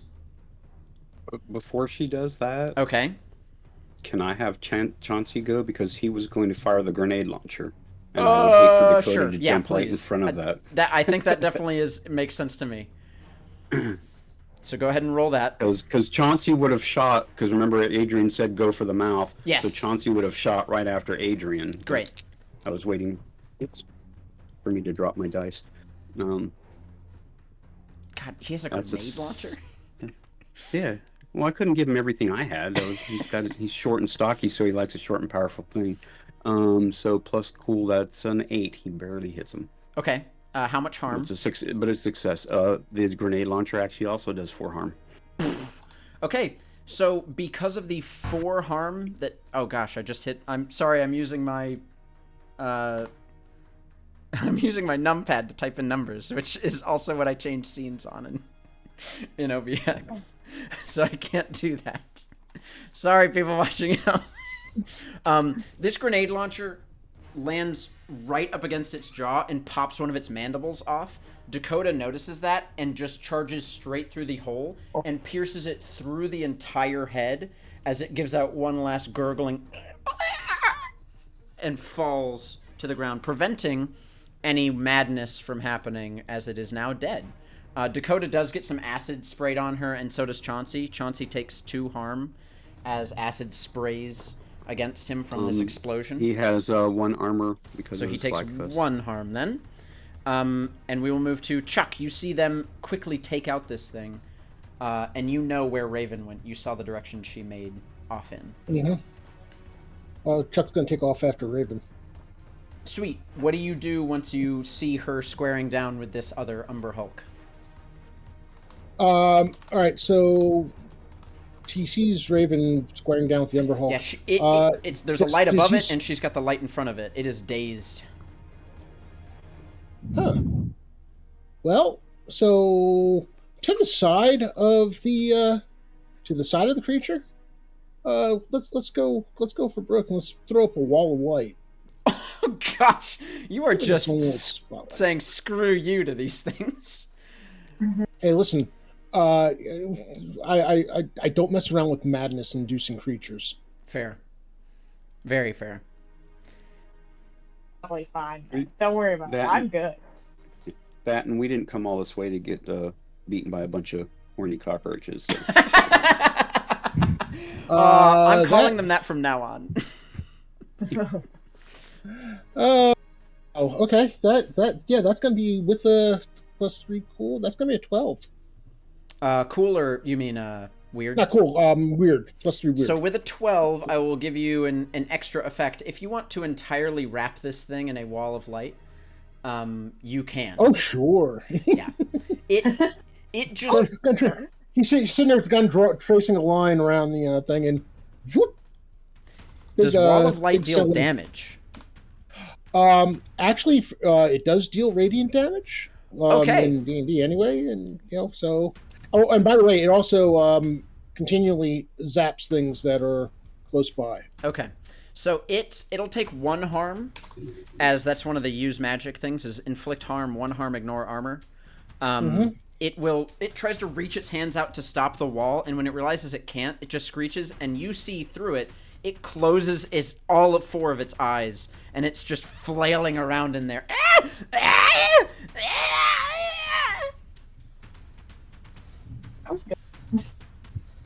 And it's trapped. I mean, I think it just dies if you keep concentration. I mean, eventually. Okay. It's gonna get repeatedly zapped. Raven, Val, are you guys Val, this wall of light does come up between you and it. Do you want to try and do anything? Am you see I Chuck okay? come out, and yeah, I mean, your brain feels fuzzy, but you feel okay. You feel like you're back, Okay. Great. No, like, unquenchable bloodlust or anything? No, Nothing none of new? that. Awesome, No. awesome. Great. I think I just kind of, like, see this massive ball of light in front of me, and I'm, like, going through my bag for sunglasses, kind of put those on, and then I'm just like, I don't know, it seems like you got it. I don't want to go in there. It seems like it hurts. And then I'll just kind of, like, step back to rejoin the group. Okay. As you step back, your footsteps, you hear its mass move in your direction, and it is going to try and dash through the wall to try and grab you. There's nothing stopping it from moving through it, right? There is the wall blocks line of sight, but they can pass through it. By the way, it's 5 feet thick, so okay, it'll take damage as it goes through it. Yeah. Hold on a second. Yeah. So I mean, I guess for the purpose of this, that's pretty much it. Okay. So what happens then? Val, I need you to roll to act under pressure. Got it. This thing, you see its face emerge, and as its face emerges, you see all of the armor on it is burnt away, as the only thing left is its green, acidic skin and these eyes that are just looking down at you as the arms come through trying to get to you. By the way, depending on how you want to go, how far you want to go with the spell itself, it may be blinded. Oh, it's definitely blinded, but it doesn't care. It just opens its eyes because it wants to try and... It wants to get her. So these swirling eyes fill with milky light, and with your 9, you look up at this thing, and you feel the inability to speak come over you, and its dead body just lands right on you.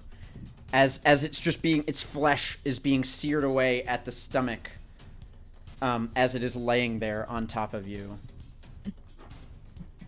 Just laying there motionless, not being able to talk with sunglasses on. Truly a vibe. Is the monster on her, or just landed in front of her? It's on, like, its head is on her chest, like stomach.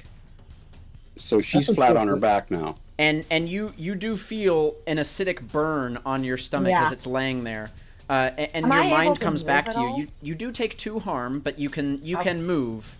Now that it is dead, its madness effects seem to have died off. Can Adrian go over to, I guess, protect roll to protect her. In other words, try to pull her out from underneath this so she doesn't get burned much. Yeah, go for it. You also mark experience if you try to protect me. I think everybody marks 1 experience because they all protected Yeah. you. And plus tough, so Thanks, that's nice. everybody. So why don't everybody mark 1 experience because you succeeded in protecting Val. Okay, so that's a 9 for protect. Great. You pull her out from underneath it, and I lay on hands.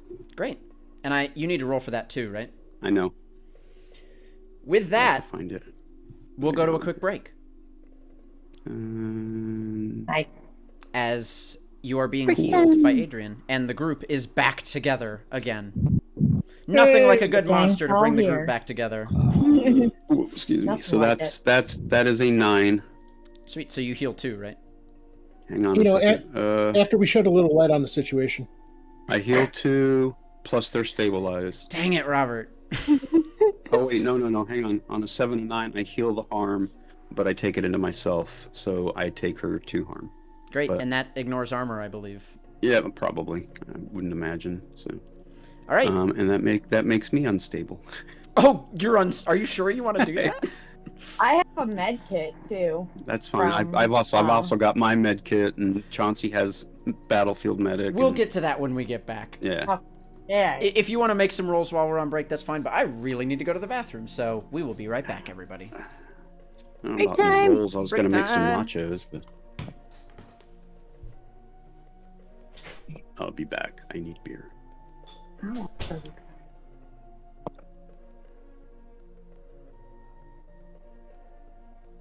Turn off microphone.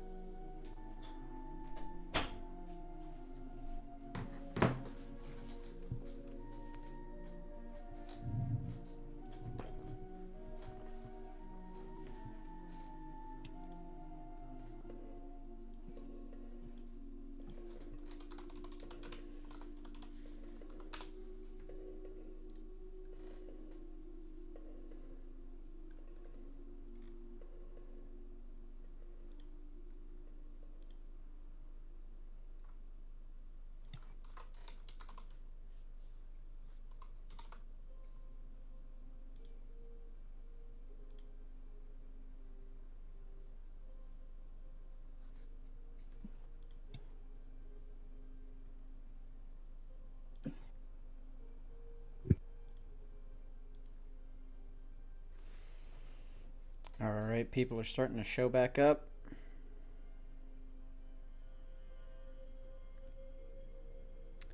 Love all the subs we've been getting. All the viewers, thank you guys. We will be back from break in just a moment. I think Pat got himself some sushi. Nope, that's an ice cream bar.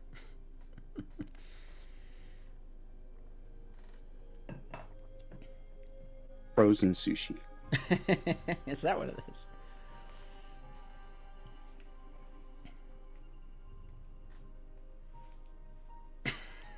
Oh, some D&D ASMR.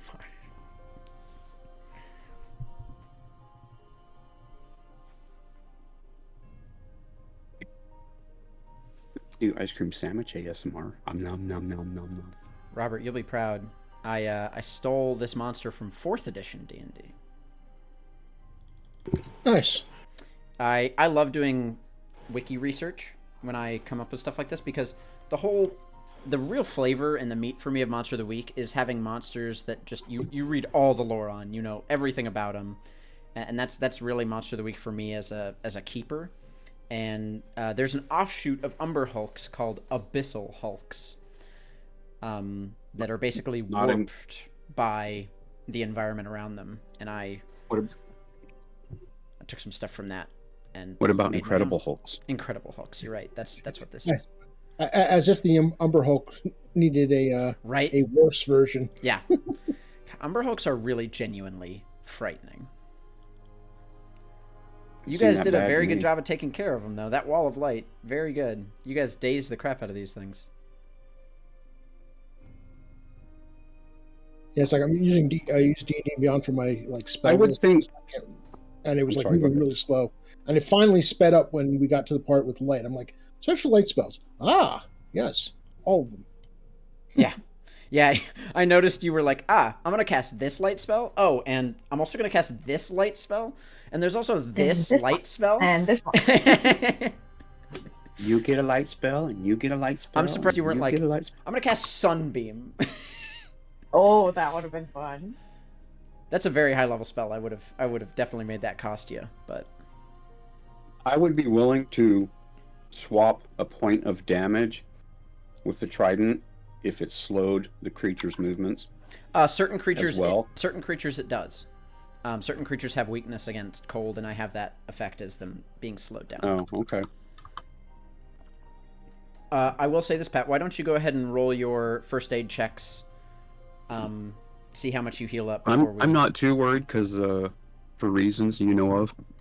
Yes, but I mean you're still unstable, so it still sucks to be able to. But that goes away in. I know, but it does still suck if you have to use that. So. Actually, what Chauncey's got. I mean, Sunbeam is 6th level. It's high, but it's not terrible.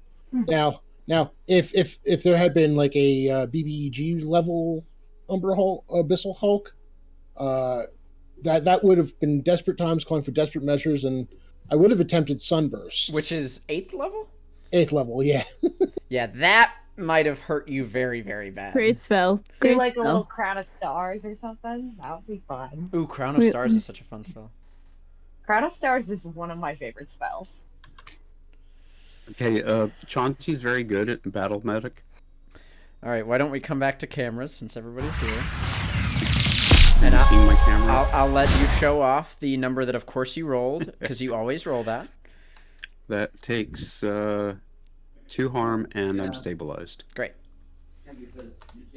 Cool. Welcome back, everybody. We are back from break. Our hunters have just killed 2 Umber Hulks, but it turns out, as I've just told Robert, I actually got some inspiration from the wiki. Read your wikis, people. There's some really good Forgotten Realms wikis out there with a lot of info on D&D monsters and stuff. They're Abyssal Hulks. They're basically warped versions of regular Umber Hulks that have acidic blood and they cause madness instead of confusion. It's they're really scary. And my goodness, you guys did a good job of not going mad, because it could have been really bad if some of you guys did not roll very good. Tried our best. The what you rolled on your madness that I gave you was a 94 on a D100, which just means you fall unconscious. Tight. Yeah. That rolls. In combat, that sucks really bad. Yeah. Cool. All right, so why don't we get back to it? You guys okay with that? Yeah. Sweet. Let's do it. All right. Mary comes around the corner screaming, "Ah!" with her pistol and realizes that the fight is already over. And you hear another vaulting sound from a nearby rooftop, and Alabris lands amidst the chaos and looks at all of you and says, You dealt with that far better than I thought you would. Ooh, new friends. Hello. Welcome. Hello. You didn't want to help or anything? Alabris. I mean, nice to meet you still, but come on. It's more of a pleasure to watch than get involved. You looked like you had Gross. it handled. Yeah, I guess we did. Sort of what we do, just in general. Yeah, I Well, think Val kind of like looks at all of you and is like, seeing how far we've come from getting harassed by a bunch of little steam goblins to like fully downing these two massive things in like a few minutes, and just kind of like nods at all of you and is like, hey, thanks. Just like a lot of reverence for all of you in the moment. And in the back of Val's mind, she's thinking, I better get a really cool superhero suit from this. Better. so Fingers crossed. you seek the scrolls, or the scroll.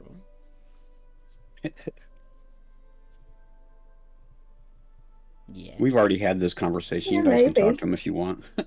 Okay, like, I don't know what's going on. What are you looking for? Knowledge. Like knowledge that could be found in a scroll? Perhaps. I have read that scroll a number of times. Mary leans over to you and she says, I don't know why I know this, but he's not telling the truth. I think Val would be like, I get the vibe that maybe you're looking for that scroll too? Is that on point, my friend? We all have our secrets. It is no secret you're hoping we find it for you, so you do not take any harm. You're not as clever as you think you are. Raven, Mm-hmm. do you have any holds left on Investigate a Mystery? I think I used both of them. Yeah, because it was what sort of creature and what can hurt it, or what two I had. Can you roll plus sharp for me really quick? Yes, I can.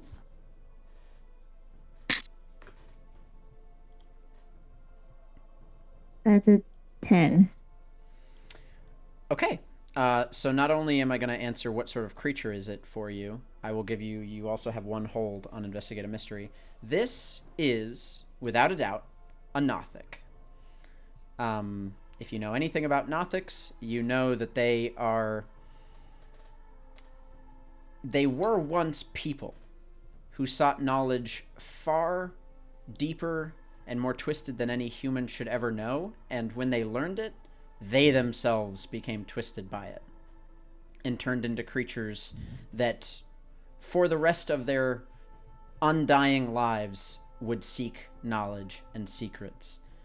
You get the feeling, based on his attire, this was once a wizard of this city. And at one point or another, he caved, maybe after this place fell, maybe before, and read something he knew he was not supposed to. And then he kept reading, and he kept reading. But, yes, you know that these are basically knowledge-hungering things. You do know too much of a bad thing, or too much of anything is a bad thing, right? I'm going to walk away now, I think. Yeah. Sounds Typical. good. What is being concealed here? The robe he is wearing and the book he has are incredibly powerful magical items.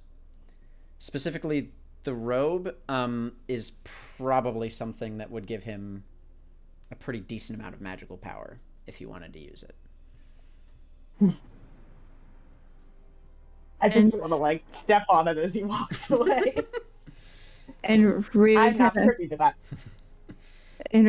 leans back to where Mary and Val are and goes, Yeah, like that robe and that book are like very, very, very magical. He's got something like serious going on here.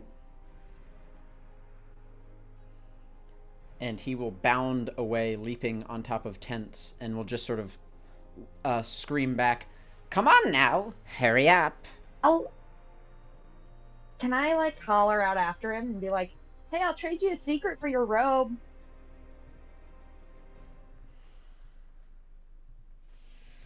Why do I get the feeling Val's gonna pull out a tube of deodorant called Secret? That would That's be way amazing. better than what I had planned. God, I wish I was that funny, Pat. Pat, I want you to take +1 forward on your next roll, because that was a really good tight. joke. Tight. He will. That's like winning a Toyota at a car dealership and you get a little Toyota. Toyota, yeah. He will bound back and land at the peak of one of the nearby tents, and he will sort of pull the cloak around him and look at you and say, "Oh, you want this, do you? What use do you That have looks for good. it?" I mean, it's slimming. You look great. I want it. It is mine. Nice party. Yeah, but like, I got a good secret. But I guess you don't want it. You can go. It's fine. You see his pupil focus and get really, really tight as he looks at you. Raven, with your incredible success, you are also aware that for some odd reason, Nothics have the ability to look into not your mind, but your being, and learn things about you that maybe you don't even know. They can learn secrets and things that are deep within you that they love. They eat that up. And you can tell that he's probably doing this right now as he sort of gets up and turns his head, and then he gets back down. You know, it's rude to pry into people without asking first. I disagree. And he I'm an open book if you want to make a trade. jumps away. Boo! I'm really leaning on one of the main facets of this game, which is you cannot manipulate monsters. They are gonna do what they are gonna do.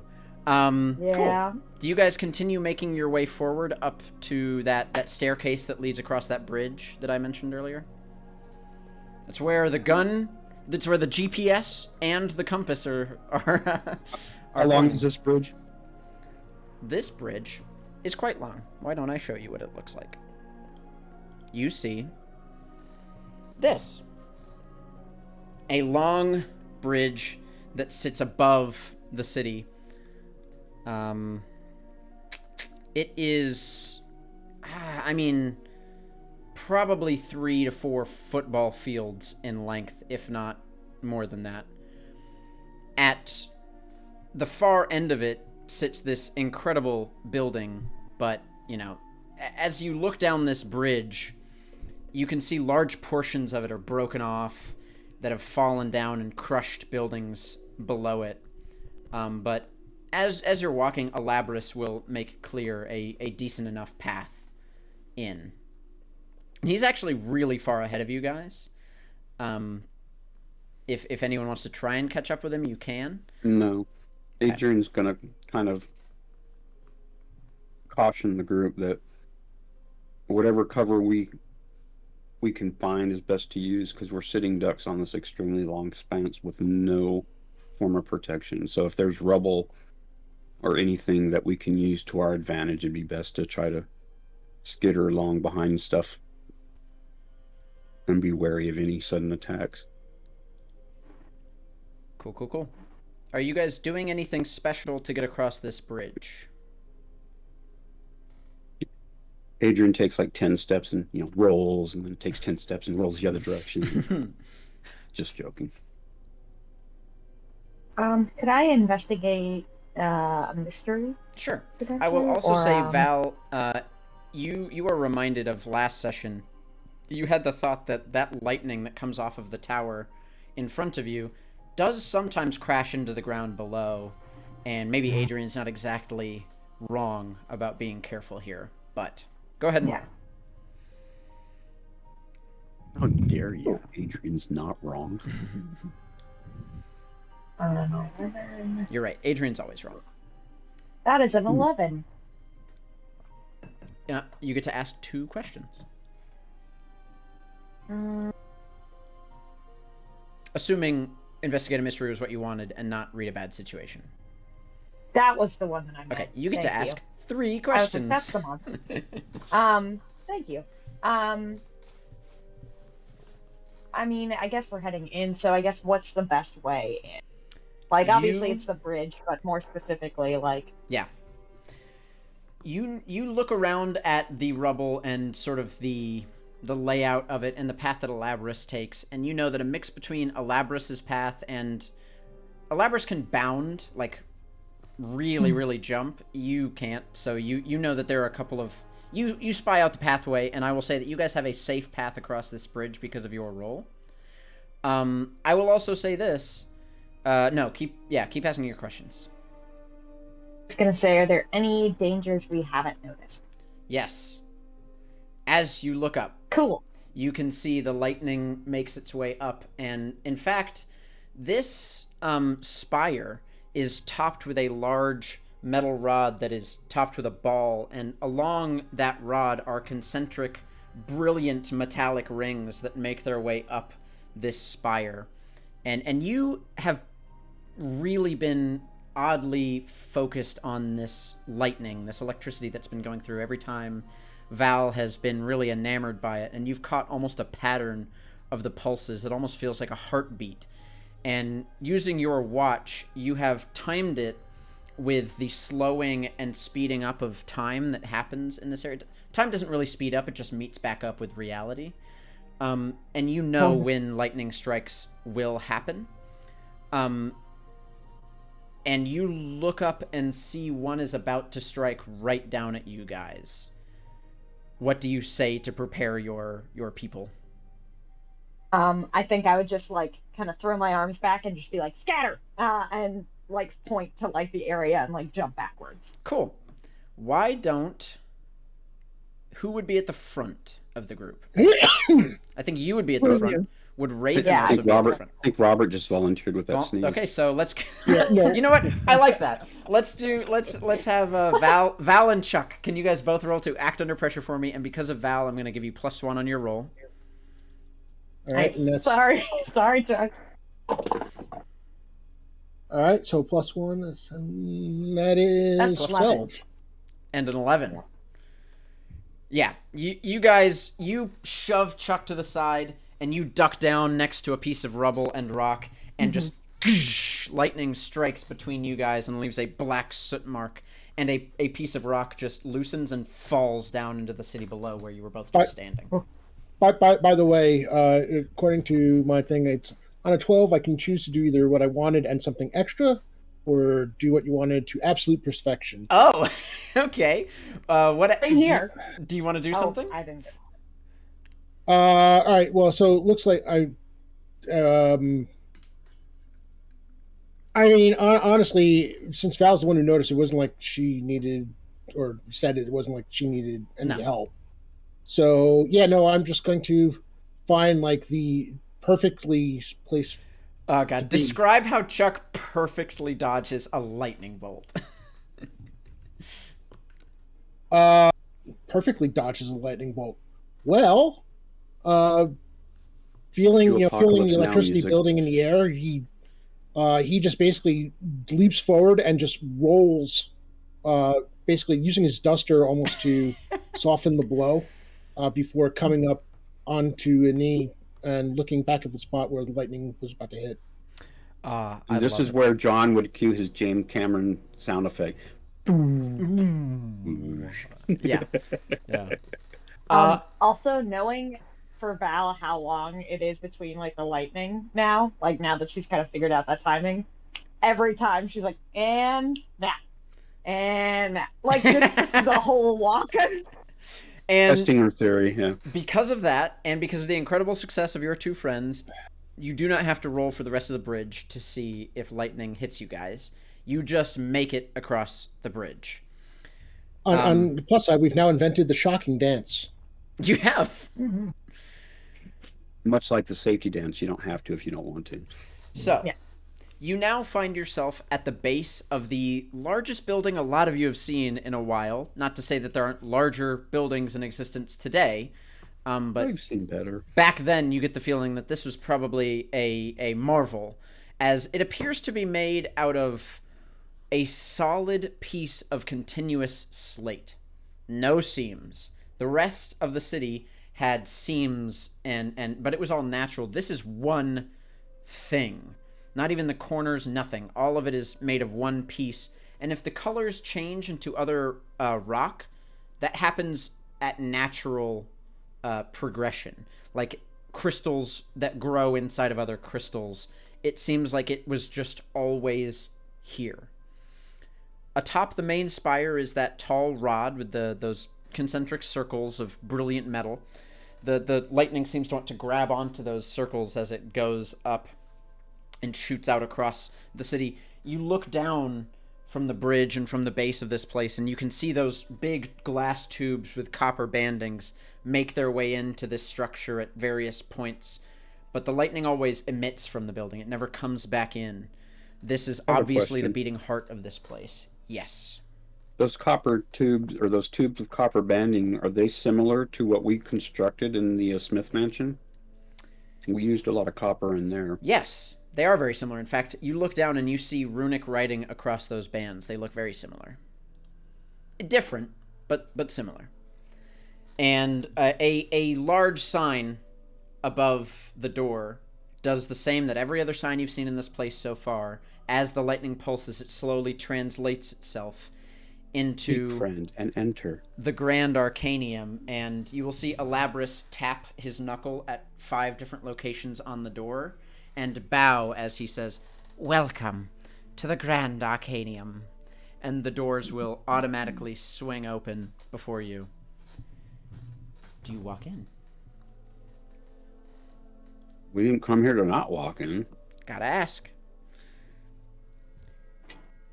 Adrian's going to imply that the others should go in. Him and Chauncey are going to follow them in, yet walking backwards, covering the rear. You guys feel the oppressiveness of this place grow worse and worse the further into this building you venture.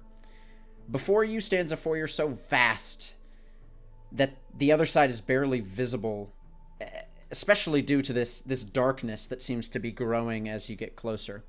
The center of the building is filled with a large glass tube that goes all the way up, you assume, into that metal rod above. And you see just thick bolts of lightning make their way up in that heartbeat that you have caught onto. And you really feel a hum of power thrum throughout the building every time that lightning comes through. Any lights you noticed throughout the city came on only when the lightning passed through them. This building is lit, has lights, always on in this place. Looking at the gun, no longer functions. It has found you to your path, to your destination. The spell has dissipated. But the compass... Oh, go on. Well, all right. Go ahead. You finished it because I need to know when you that thought finished. The compass points up. Well, looks like we're going upstairs.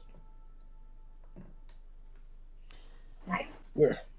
You guys see around this glass tube is a spiral set of stairs that, in response to the flashes of lightning, these similar to like, I don't know, the Harry Potter Hogwarts stairs, these side walkways move along them, and they stop when the lightning isn't there, and then they move again, and then they move again at these random intervals.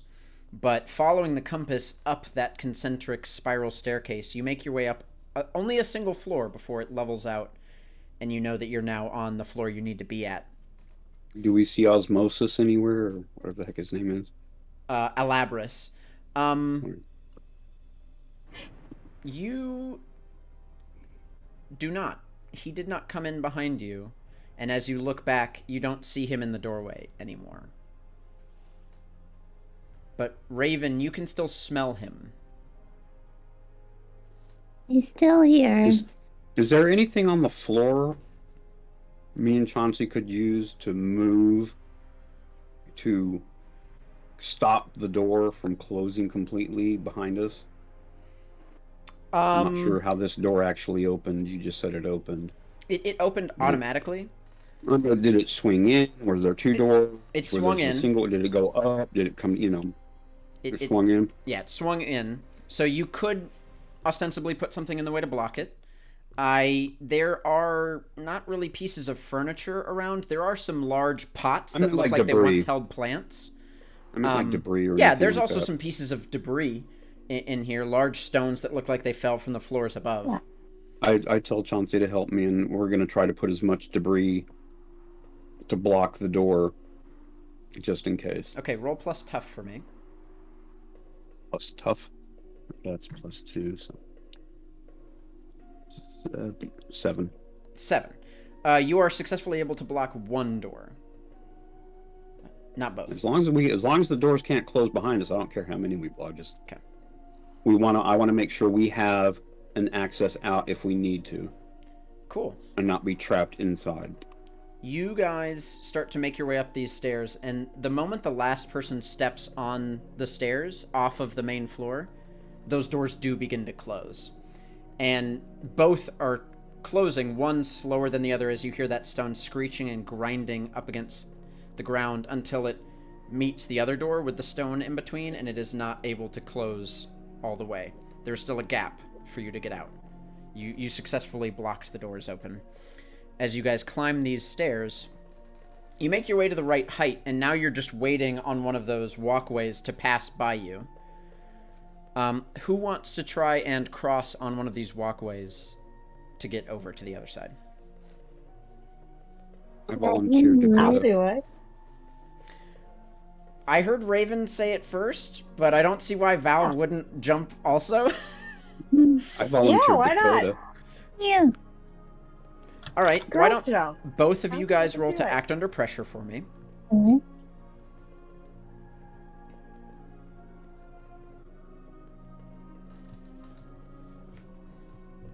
Okay. Mm. 9. Okay. 10. 10. Val, you stumble a little bit, not used to the movement. You know, it's gonna bring you sideways very suddenly. But Raven, you know to get down on all fours and grab onto the side railings of this thing, and you drag Val up behind you, and you guys land on the landing. And you have rope. You can do whatever you need to be able to get across, but you do successfully manage to get across. If you want to find a way to get your group across, narratively that can happen. But you don't take any harm in the process. Val, you do lightly skin your knee, but that's the worst of it. After everything with the Umber Hulk, I think I jokingly make a really big deal out. I'm like, hurts so much. But then I'm like, when everyone's just kind of like, okay, we're doing other stuff. She's like, okay, all right. Cool. Just a heads up, or not Robert Thomas, just a heads up, thunderstorms rolling through here, just in case I vanish, that's why. Good to know. It's almost like it's mood lighting and sound for the environment that you're in. Yeah. Cool.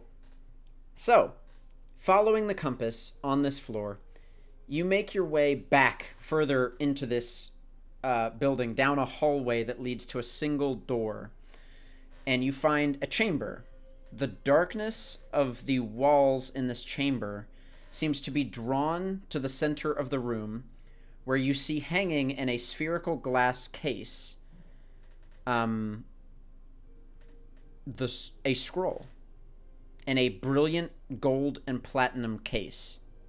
And as you sort of look around at yourselves, this door open and light pouring out of it. But it's not light. You look at your clothes and you realize it's black light. It is making you glow from it. And any of that sort of any of that sort of neon effect that comes off of your teeth, the whites of your eyes, the brighter bits of your clothing, any way you point, it sucks back towards that scroll in the center of the room. All reflections of light pull towards it. And you take a moment. It's a black hole of magic. It's a black hole of light for sure. You take a moment to take in the scene and let your eyes adjust, but no matter how hard you try, you really can't see much of the room before you, but you know it is gotta be at least 60 feet by 60 feet with this scroll hanging in the center of it. But it is absolutely still and quiet. In fact, Val, you can't hear the lightning behind you anymore. But the scroll's in front of you guys. With my big flashlight, what does that look like? The flashlight, all of the light Yeah. that would normally cone out, pulls into the scroll like a single beam. Crazy. What do you guys do? Well, obviously it's a trap. You can't just walk up and grab the scroll because it's sitting there.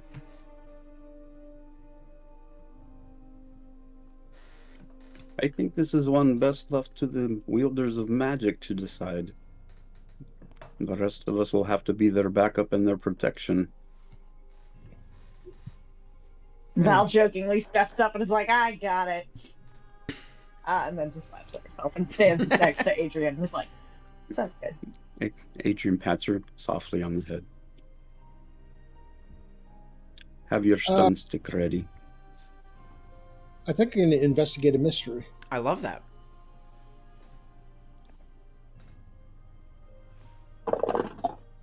Wow. And that's sharp with that? Yeah.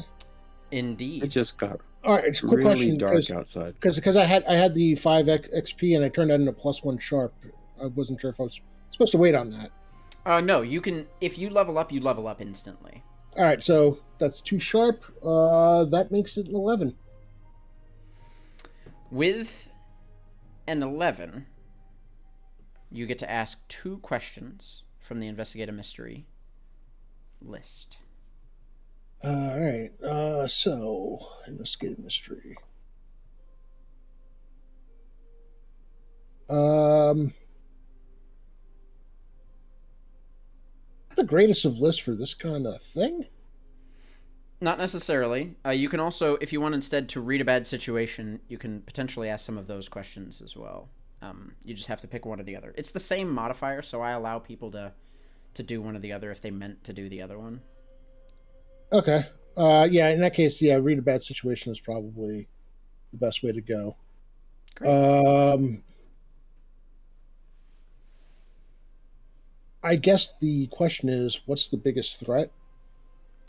The biggest threat is some sort of trap. Like obviously, you gather that the sucking of light might not be an effect of the scroll, might be an effect to conceal something in this room from visible sight. So if you could somehow get around the need to see with your eyes, you could maybe see what's in this room better. Well, in that case, what's my best way in? Your best way in terms of visuals, might be to cast maybe a true sight spell on yourself to see past whatever illusions might be going on here. Other than that, you are not confident walking into this room in any shape or form. You can just feel the oppressive magic force in this room. Okay, in that case, well, let's go with the true sight spell. Cool. You roll to use magic.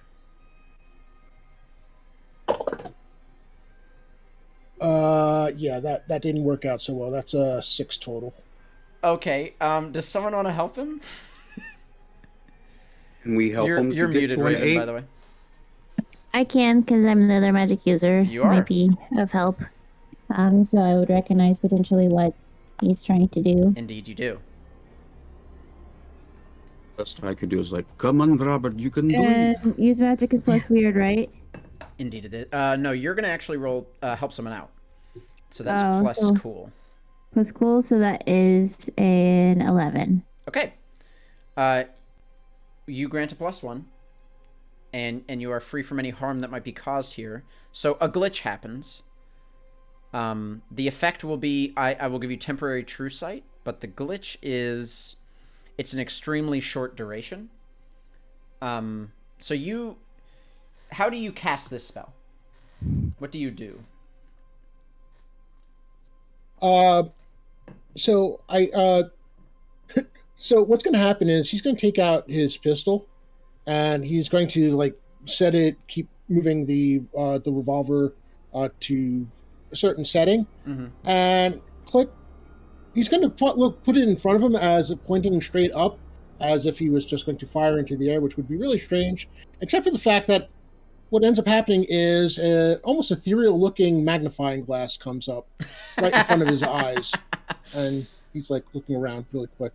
It appears for but a moment in front of you, and then disappears. And as you look through it, you see magnified before you a golem of immense proportions stands in the middle of the room, arms to the side.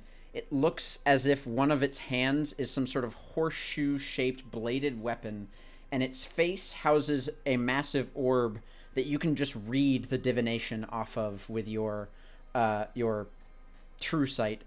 And its chest holds the scroll case.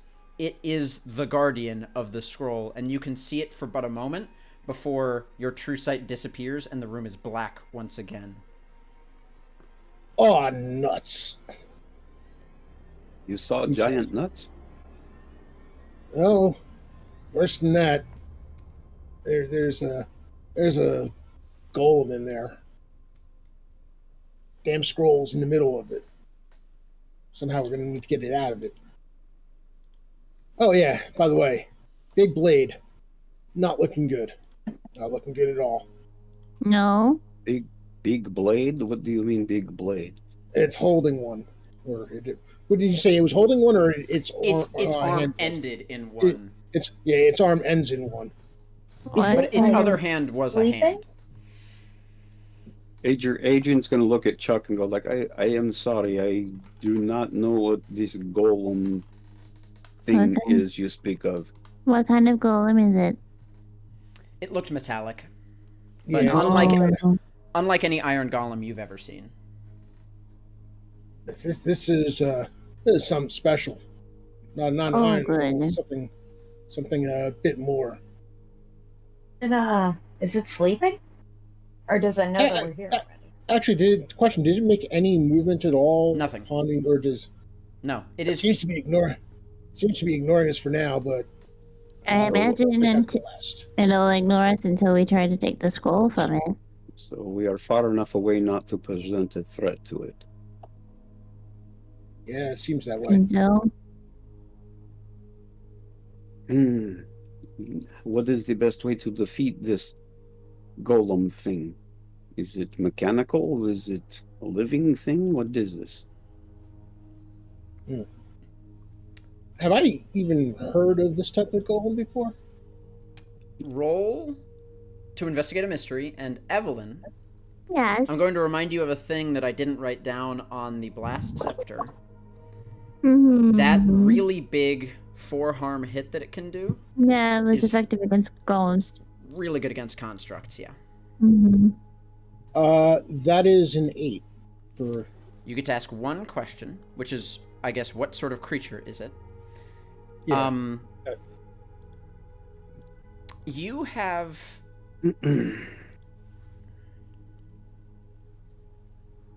You have done research into golems before, but as a person who holds a book, basically a diary of any secrets that have been learned about Netherese cities before, and Netherese ruins that have been found, you remember reading something about golems that were created to protect against magic users specifically. They're also really dang good at dealing with non-magic users. Would Dakota know anything of magical creatures since she's part of a magic society thing? Dakota looks at you and says, I was never given a lot of information about this stuff. I only just recently joined the order. You know about as much as I do. Fire mother. Okay. So anything this thing is capable of, Chuck, is also going to have the ability to potentially shut down wizards or magic casters. Well, I can tell you this much. I don't think there's going to be anything I'll be able to do against this thing. these things, well, they're not much prone to magics. At least I think I found Val this. kind of like. Oh, sorry. They're just kind of supposed to be useful against those guys. She holds a golden scepter with an opalescent stone clawed in at the top of it. Adrian kind of clears his throat and says, "This is all great, but you still have not told me what exactly this thing is we are fighting. I do not know what a golem is." It's a big constructed thing that's like animated by magic people usually. So mundane weapons would be of no use against it. Sort of depends on the type of golem, but yeah, basically. I mean, I think Adrian's Val kinda asking like- because him and Chauncey only have, guns and grenade launchers. He wants to know what he can do to actually help take it down. And you're basically telling him he doesn't have anything. Oh, you got the dagger. The trident. It's a magical weapon. I think Val kind of like scratches her head and she's like, "Are they like smart?" not generally. No, Yeah, you just would- sort of. Do you think we could like? And I think she kind of like holds both hands out and like very imaginative. Like, do you think like we could send something out there to like go distract it, and then while it's distracted, we try to take that thing out of here while we still can? I don't have anything that would distract it. I mean, I could throw something. I don't know if I can throw it that far, but like, I will also remind you that this scroll is housed in its chest. It's not on a pedestal somewhere. Oh, that's right. I thought it was like floating. It looks like it's floating because you can't see the rest of the golem that it's housed in. So probably not just in general since the golem has it in it. I think the only way we can really do this is face it fairly head on, though I don't know how effective that's gonna be.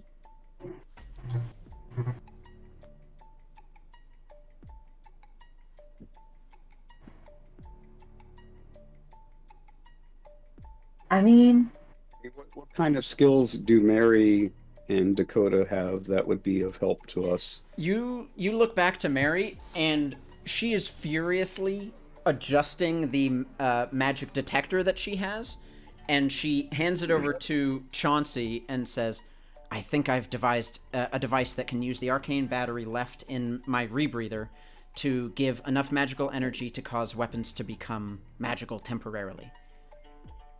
But how will you breathe? Oh, sorry, wrong accent. But last, how will you breathe without your battery? We have some backups. And she pulls out the couple of backup batteries that she created. You're not exactly confident on them, but she says, I can use one of my backups. We can use one of the batteries that Edgar created for the rebreathers to give at least some of us an edge in battle. And Dakota says, and I've got this, and she ignites the Sunblade. Dakota doesn't have any other than sun spells. She doesn't have any kind of magical spells or other things that she could use to distract. She's just an like I extremely said, skilled I don't know her mundane character, fighter. so I don't. Yeah, she's got a crossbow and a short sword. She's just a really skilled non-magical fighter. Okay, so when Mary says the weapon or the thing he's made will make weapons become magical, will that include her crossbow? Mary's more interested in turning weapons that not people who don't have magical weapons into magical weapons. Like Dakota's already taken care of. She has a sword that can do magical damage. She wants to assist, like Chauncey, like I think Raven has grenade magical launcher. weapons, I have my blast scepter. and Ooh. Val, in turning their weapons into magical weapons. I'm just trying to get a Val would, like, grasp rest of her what you're hand. offering us as far as I what can we turn your use grenade against launcher this. magical if that's what you want. Yeah, I kind of figured that much for Chauncey. This is why she offered it to Chauncey. And so you're saying I can use the trident. And I then don't have Val, my sniper technically rifle will help. the stun baton that you gave Val is a magical weapon, because of the research of the PNDARC. Yep, I'm so proud of I said it you. out loud. They have devised similar arcane batteries that work in a different way, but they still do the same thing, which is how the stun baton functions. Great. So her stun baton can become a magical stun baton. Yes. Okay. I think Val would be like, I could try to get in there and stun it. Well, seeing as how we can't even see how big it is, you and I, or actually, I don't think any of us can see it. You would not know how close you got before it attacked you, and if it has a giant sword for an arm, you would be putting yourself in extreme danger. So until I this think thing Val kind of decides to shrugs choose and it's like, itself, but until it decides to actually show itself, you would have a better chance of knowing when to use that baton if you knew a sword wasn't coming at your head. You know what I'm saying? we're gonna be in danger regardless. But we don't need to be in senseless danger. We would all How like do we to get it live to through come out? this. I imagine somebody's going to have to get close enough to trigger its proximity system. Well, I think Val would like kind of look to Raven and be like, one of us could do it. You get in there, do big damage, or I get in there and try to stun it. Is there any debris around me on this platform where we can see this thing? No. No. So, quick question. So- Chuck's looking around to see if there's anything he can do or any potential solutions for dispelling the darkness that surrounds the thing. Okay. Did you have any more questions that you could ask? I don't think you did. I don't think so. I think with Adrian's- I will say this, with your true sight, you did see a golem that is meant to protect a scroll would not leave it in a glass case on its chest, wide open, easy to get at. You saw that there was some sort of iris around the scroll that probably closes when it goes into attack mode, which, knowing what you know about the scroll, you looked at it through true sight, is going to stop that black hole nature of the light in the area. So if it goes into attack mode, you get the feeling you'll very suddenly be able to see it. All right. Well, in that case, we're going to go with some advancement. Do we have, if we have time, advanced magic, A big magic? big magic, yeah. Because I want to give the teleport better, the thing out of it. better chance for this to work. Because I'm going to throw a higher level spell on Val that might give her a better chance. Okay. If This that's what man's- he's going to do, Adrian's going to do something completely out of character and probably shock the rest of the group. He's going to take his Glock 9, kind of like out of the holster, look at it, kind of flip it upside down so he's holding it by the barrel end, and he's just going to chuck it at the scroll as hard as he can. Okay. Okay. I think sometimes we overthink things. Let's Uh, use a simple method. While that happens, Chuck, what are you casting? This man's platinum shield. Platinum shield? God, you're pulling out some. Ooh. You're pulling Oh, out some God, there'll be- spells, man. Okay. There'll be no Okay. living with a diva after this. What in the world is this spell? Where is it from? The Was it I- from Fizzman's treasury? I think it's funny. I'm not entirely sure. Maybe. It's from Robert, and it's cool, and he made it up, and it rules. And you gotta say yes to it. Create a field of silvery light that surrounds a creature of your choice within range. Field sheds dim light out to 5 feet while surrounded. Creature gains following benefits: has half cover, resistant to acid, cold, fire, lightning, and poison damage. And if it's subjected to an effect that allows to make a dexterity saving throw, only takes half damage, or it takes no damage if it fails. Okay. So if the thing burns anything magical ladder, she'll have protection from that. I'm into this. I like this. So a couple of things are going to happen at the same time.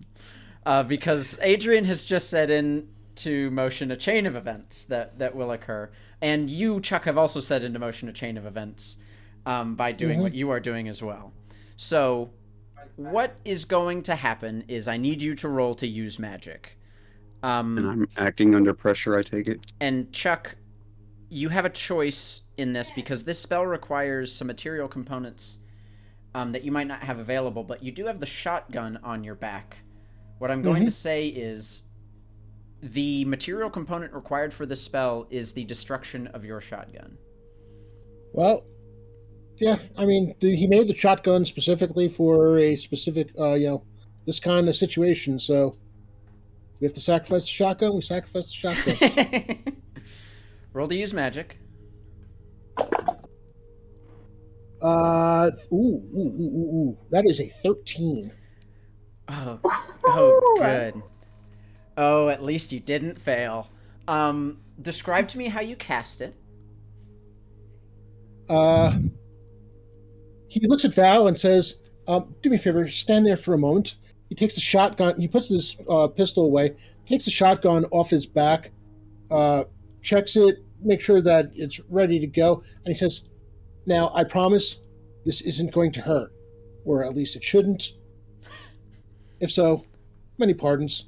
And he fires the shotgun right at Val. As you pull the trigger, from the stock on your shoulder forward, the gun alights in blue fire and just whoosh, and just is destroyed as the bullet transfers forward into a puff of platinum smoke that just surrounds Val in a shield of shimmering light. As that happens, the gun dinks up against the scroll case, and you just hear a like a deep hum, and a of steam shoots out from a corner of this thing's carapace, and it just slams a fist down. The iris closes. Suddenly, all of you can see this massive golem, and its eye at the top of its head lights up and shines directly onto Chuck. And Chuck, your gun, your pistol, your magical armor, all of it doesn't work. But Val, that spell is still affecting you, and we will pick up there next time. But I see Pat has rolled something. It's just for my acting under pressure. I rolled a 10 plus 2. Cool. So okay, that's great. A 12. Yeah, it does. The gun does hit it. And that's where we'll pick up next time as a giant golem comes crashing towards the party. Meanwhile, Val's encased in silvery... protective silver light. armor. I imagine I look like Metal Mario. Like, just, like Yeah, you know what? Like, Yes. from the like toe to the tip, just I imagine like she has like the stun baton. It's like, let's go, and it's just like iron. Think more like the Silver Surfer, but with an afro. Yeah, for sure. Cool. Well, that was very So fun. good. And we're starting next session immediately into a very difficult combat. Yay! That's gonna be fun. Where But- Chuck is absolutely useless. I mean, he's still got a gun. Now in the eye beam. Does his gun actually fire as a gun if it's not magical? Oh, for sure. I think it's definitely still a gun. Alright. But you were also There's made also aware that another it, gun on the floor. it might be probably immune to non-magical weapons, but, you know. All of you are going to have magical weapons, and it's not going to know where to look. So there's some possibilities here. But thank you all for tuning in. We actually had some really awesome viewership today. And just in case you don't have a magical weapon, Chuck, it was nice knowing you. Thank you for RIP. all of the subs we got. Robert over here dropping a bunch of subs for people because he's a very generous person. Thank you, everybody. It's been a very fun session. I've had so much fun telling this story, and I'm glad that we're getting more into the D&D side of my Monster of the Week story that I've been writing, which is really... I love just you guys picking up magic items and identifying stuff and fighting monsters. It's really fun. So, why don't we really quickly, because, you know, we like to do this here, why don't we really quickly go around and say reasons why people think you should be Stream MVP? Because Stream MVP gets an additional 1 XP, and you might be asking, wow, 1 XP? That's got to be so small. No, it's actually a lot. It's a fifth of the way to a level up. And Robert's been rolling really bad, so he might be close again to a level up. So might some of our other party members, especially because Val so bravely ran into the clutches of a monster and got saved by the I party. didn't do anything. Because I your just stood keeper so there. bravely put you in the arms of a monster to give There you you XP. go. Take that credit, Thomas. You own it. Cool. Well, why don't we start with Evelyn? Why should Raven be stream MVP? Raven should be stream MVP for valiantly attempting to save Val by blinding one Umber Hulk and blinding another Umber Hulk, and especially after I know what Umber Hulks do. I'm not having trauma flashbacks Yeah, to Millie by goodness. any means. And then using magic to do all the cool magical things and figuring out this Nothic and telling it to behave itself. Be polite. Don't read people's minds without their permission. And yeah, just general RP things, I guess. Love that. All right, cool. Pat, why should Adrian be stream MVP? And Chauncey, I guess. Chauncey didn't do a whole lot, but he did save Adrian once. So Adrian should be stream MVP because in his mind he's the cornerstone of caution or whatever, making sure that nobody rushes headlong into danger. As he throws a gun at the thing. Other than his stupid play at the end where it's like, okay, we're overthinking this. Let's just see if the thing hops out. But again, that was, how long are we going to stand here and contemplate what we can't do? Let's see what we can do. And what's great is you're not entirely sure if it was you throwing the gun at it or Chuck casting a spell. I wasn't sure because I was rolling and waiting, and then you were like, Chuck did this, and the monster woke up. Okay, yeah. He woke up and had a gun hit him in the face. All right. You're not exactly sure whether it was the gun or Chuck's spell that caused it to wake up, but it woke up. Adrian ran in and pulled Val out from underneath the acid monster and healed her and took the damage into himself. Perfect. And other than that, just basically keeping his head and not trusting the one-eyed monster that's obviously trying to trick us into getting the scroll form. So yeah, that'll do it. Robert, why should Chuck be stream MVP? Well, I mean, first of all, he played verbal footsie with the creature who so desperately wanted him to give it a secret. Love that. He kept shedding a lot of light on the situation. He lit up the Umber Hulk, and he just turned the lake into daylight. Brought a lot of light to this dark situation in this dark place, and Really a bright spot for all of us. and for one final shiny moment, he gave Val a nice shiny shoot of bright looking armor. Love that. And Cameron, why should Val be stream MVP? I was giving you Daphne Blake realness this episode. Just peak. I'm standing around. The monster is here. I've been taken. Oh no. But I think Val did a good try of fighting back and not taking that kind of thing laying down. Got all of her teammates one experience. Yeah. Hey, one experience, like I said, is a lot of experience. It's a whole bunch. I think did a good job noting the lightning, figuring that whole thing out, timing it well to help cross the bridge. Now she's looking like Metal Mario, ready to tussle. Love that. So that's it. Sweet. While I work on getting the poll up, let's ask the end of not mystery, but end of session questions to see if you guys get some more XP. So, did you conclude the current mystery? Not unless the current mystery is finding the scroll. I do not believe it is, so we're gonna go with no on that one. Did you save someone from certain death or worse? Absolutely. That was For Val. sure. Yeah, I mean, Val got grabbed, and that's pretty much the only person who I think was in really extreme danger. Adrian had to get healed by Chauncey. He was unstable. True. You did make yourself unstable, so you can't really blame the situation for that. That's kind of your fault, but... No, but you still got saved. Okay, the poll is up. Did we learn something new and important about the world? Mm-hmm. Such It's about as... to end. What do The existence of Nothics and like the fact that, you know, with delving too deep into specific knowledge is what made them that way, and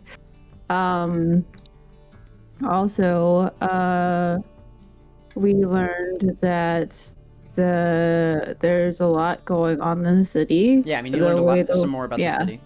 Yeah. So. Yeah, I mean, and some really things, cool stuff. Things here don't react well to light. It seems like it. They've been in the dark for a while. And last national but not parks least, cannot be trusted whatsoever. honestly, if we take anything away from my Monster of the Week games, it's don't trust national parks. Mary was right the whole time. And the last question, did we learn something new and important about one of the hunters?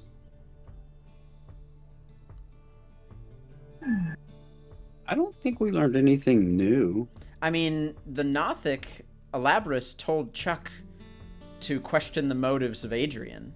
That's true. Yeah, but is that something new? That's common knowledge. Adrian's made that pretty much. Hey, like, if you guys want to this answer lazy guy no, doing? I mean, not for nothing, but Adrian's entire persona is to be act suspicious. Yeah, I'm CIA Well, for God's sake. Yeah. We did learn that Val is willing to offer like any secrets in exchange for like For something that some might. clothes. Yeah. You know what? Me is an open book and will sell anything for a cool jacket. Yes, I I think how will. cool she would have looked in that shiny silver robe she would have gotten. I'll give you guys the yes on that. Everybody mark 2 extra experience for all of those yeses. And that leveled me. So that, Same here. according to the poll, we've got a tie right now between Val and Raven. Both win. Both. Can't we just both have it? If you're in the chat, vote for Stream MVP. They get an XP. And if you liked one of our specific players or characters today, give them a little love. Let them know that you enjoyed what they did. Votes for vodka. I'm just saying. I'd say everyone here just likes living in the dark. I'm sensing a pattern here. Yeah. Nice. So double entendre. Cool. Too good, Robert. Hey, Too strong. Chuck, they don't like the guys in this play. No. It's almost like I built a really scary place to kill you guys in. Rude. How very dare you? Why can't we just go get ice cream? I like That's ice all I cream. want. I like ice cream. I'm gonna keep my mouth shut. Evelyn, got it.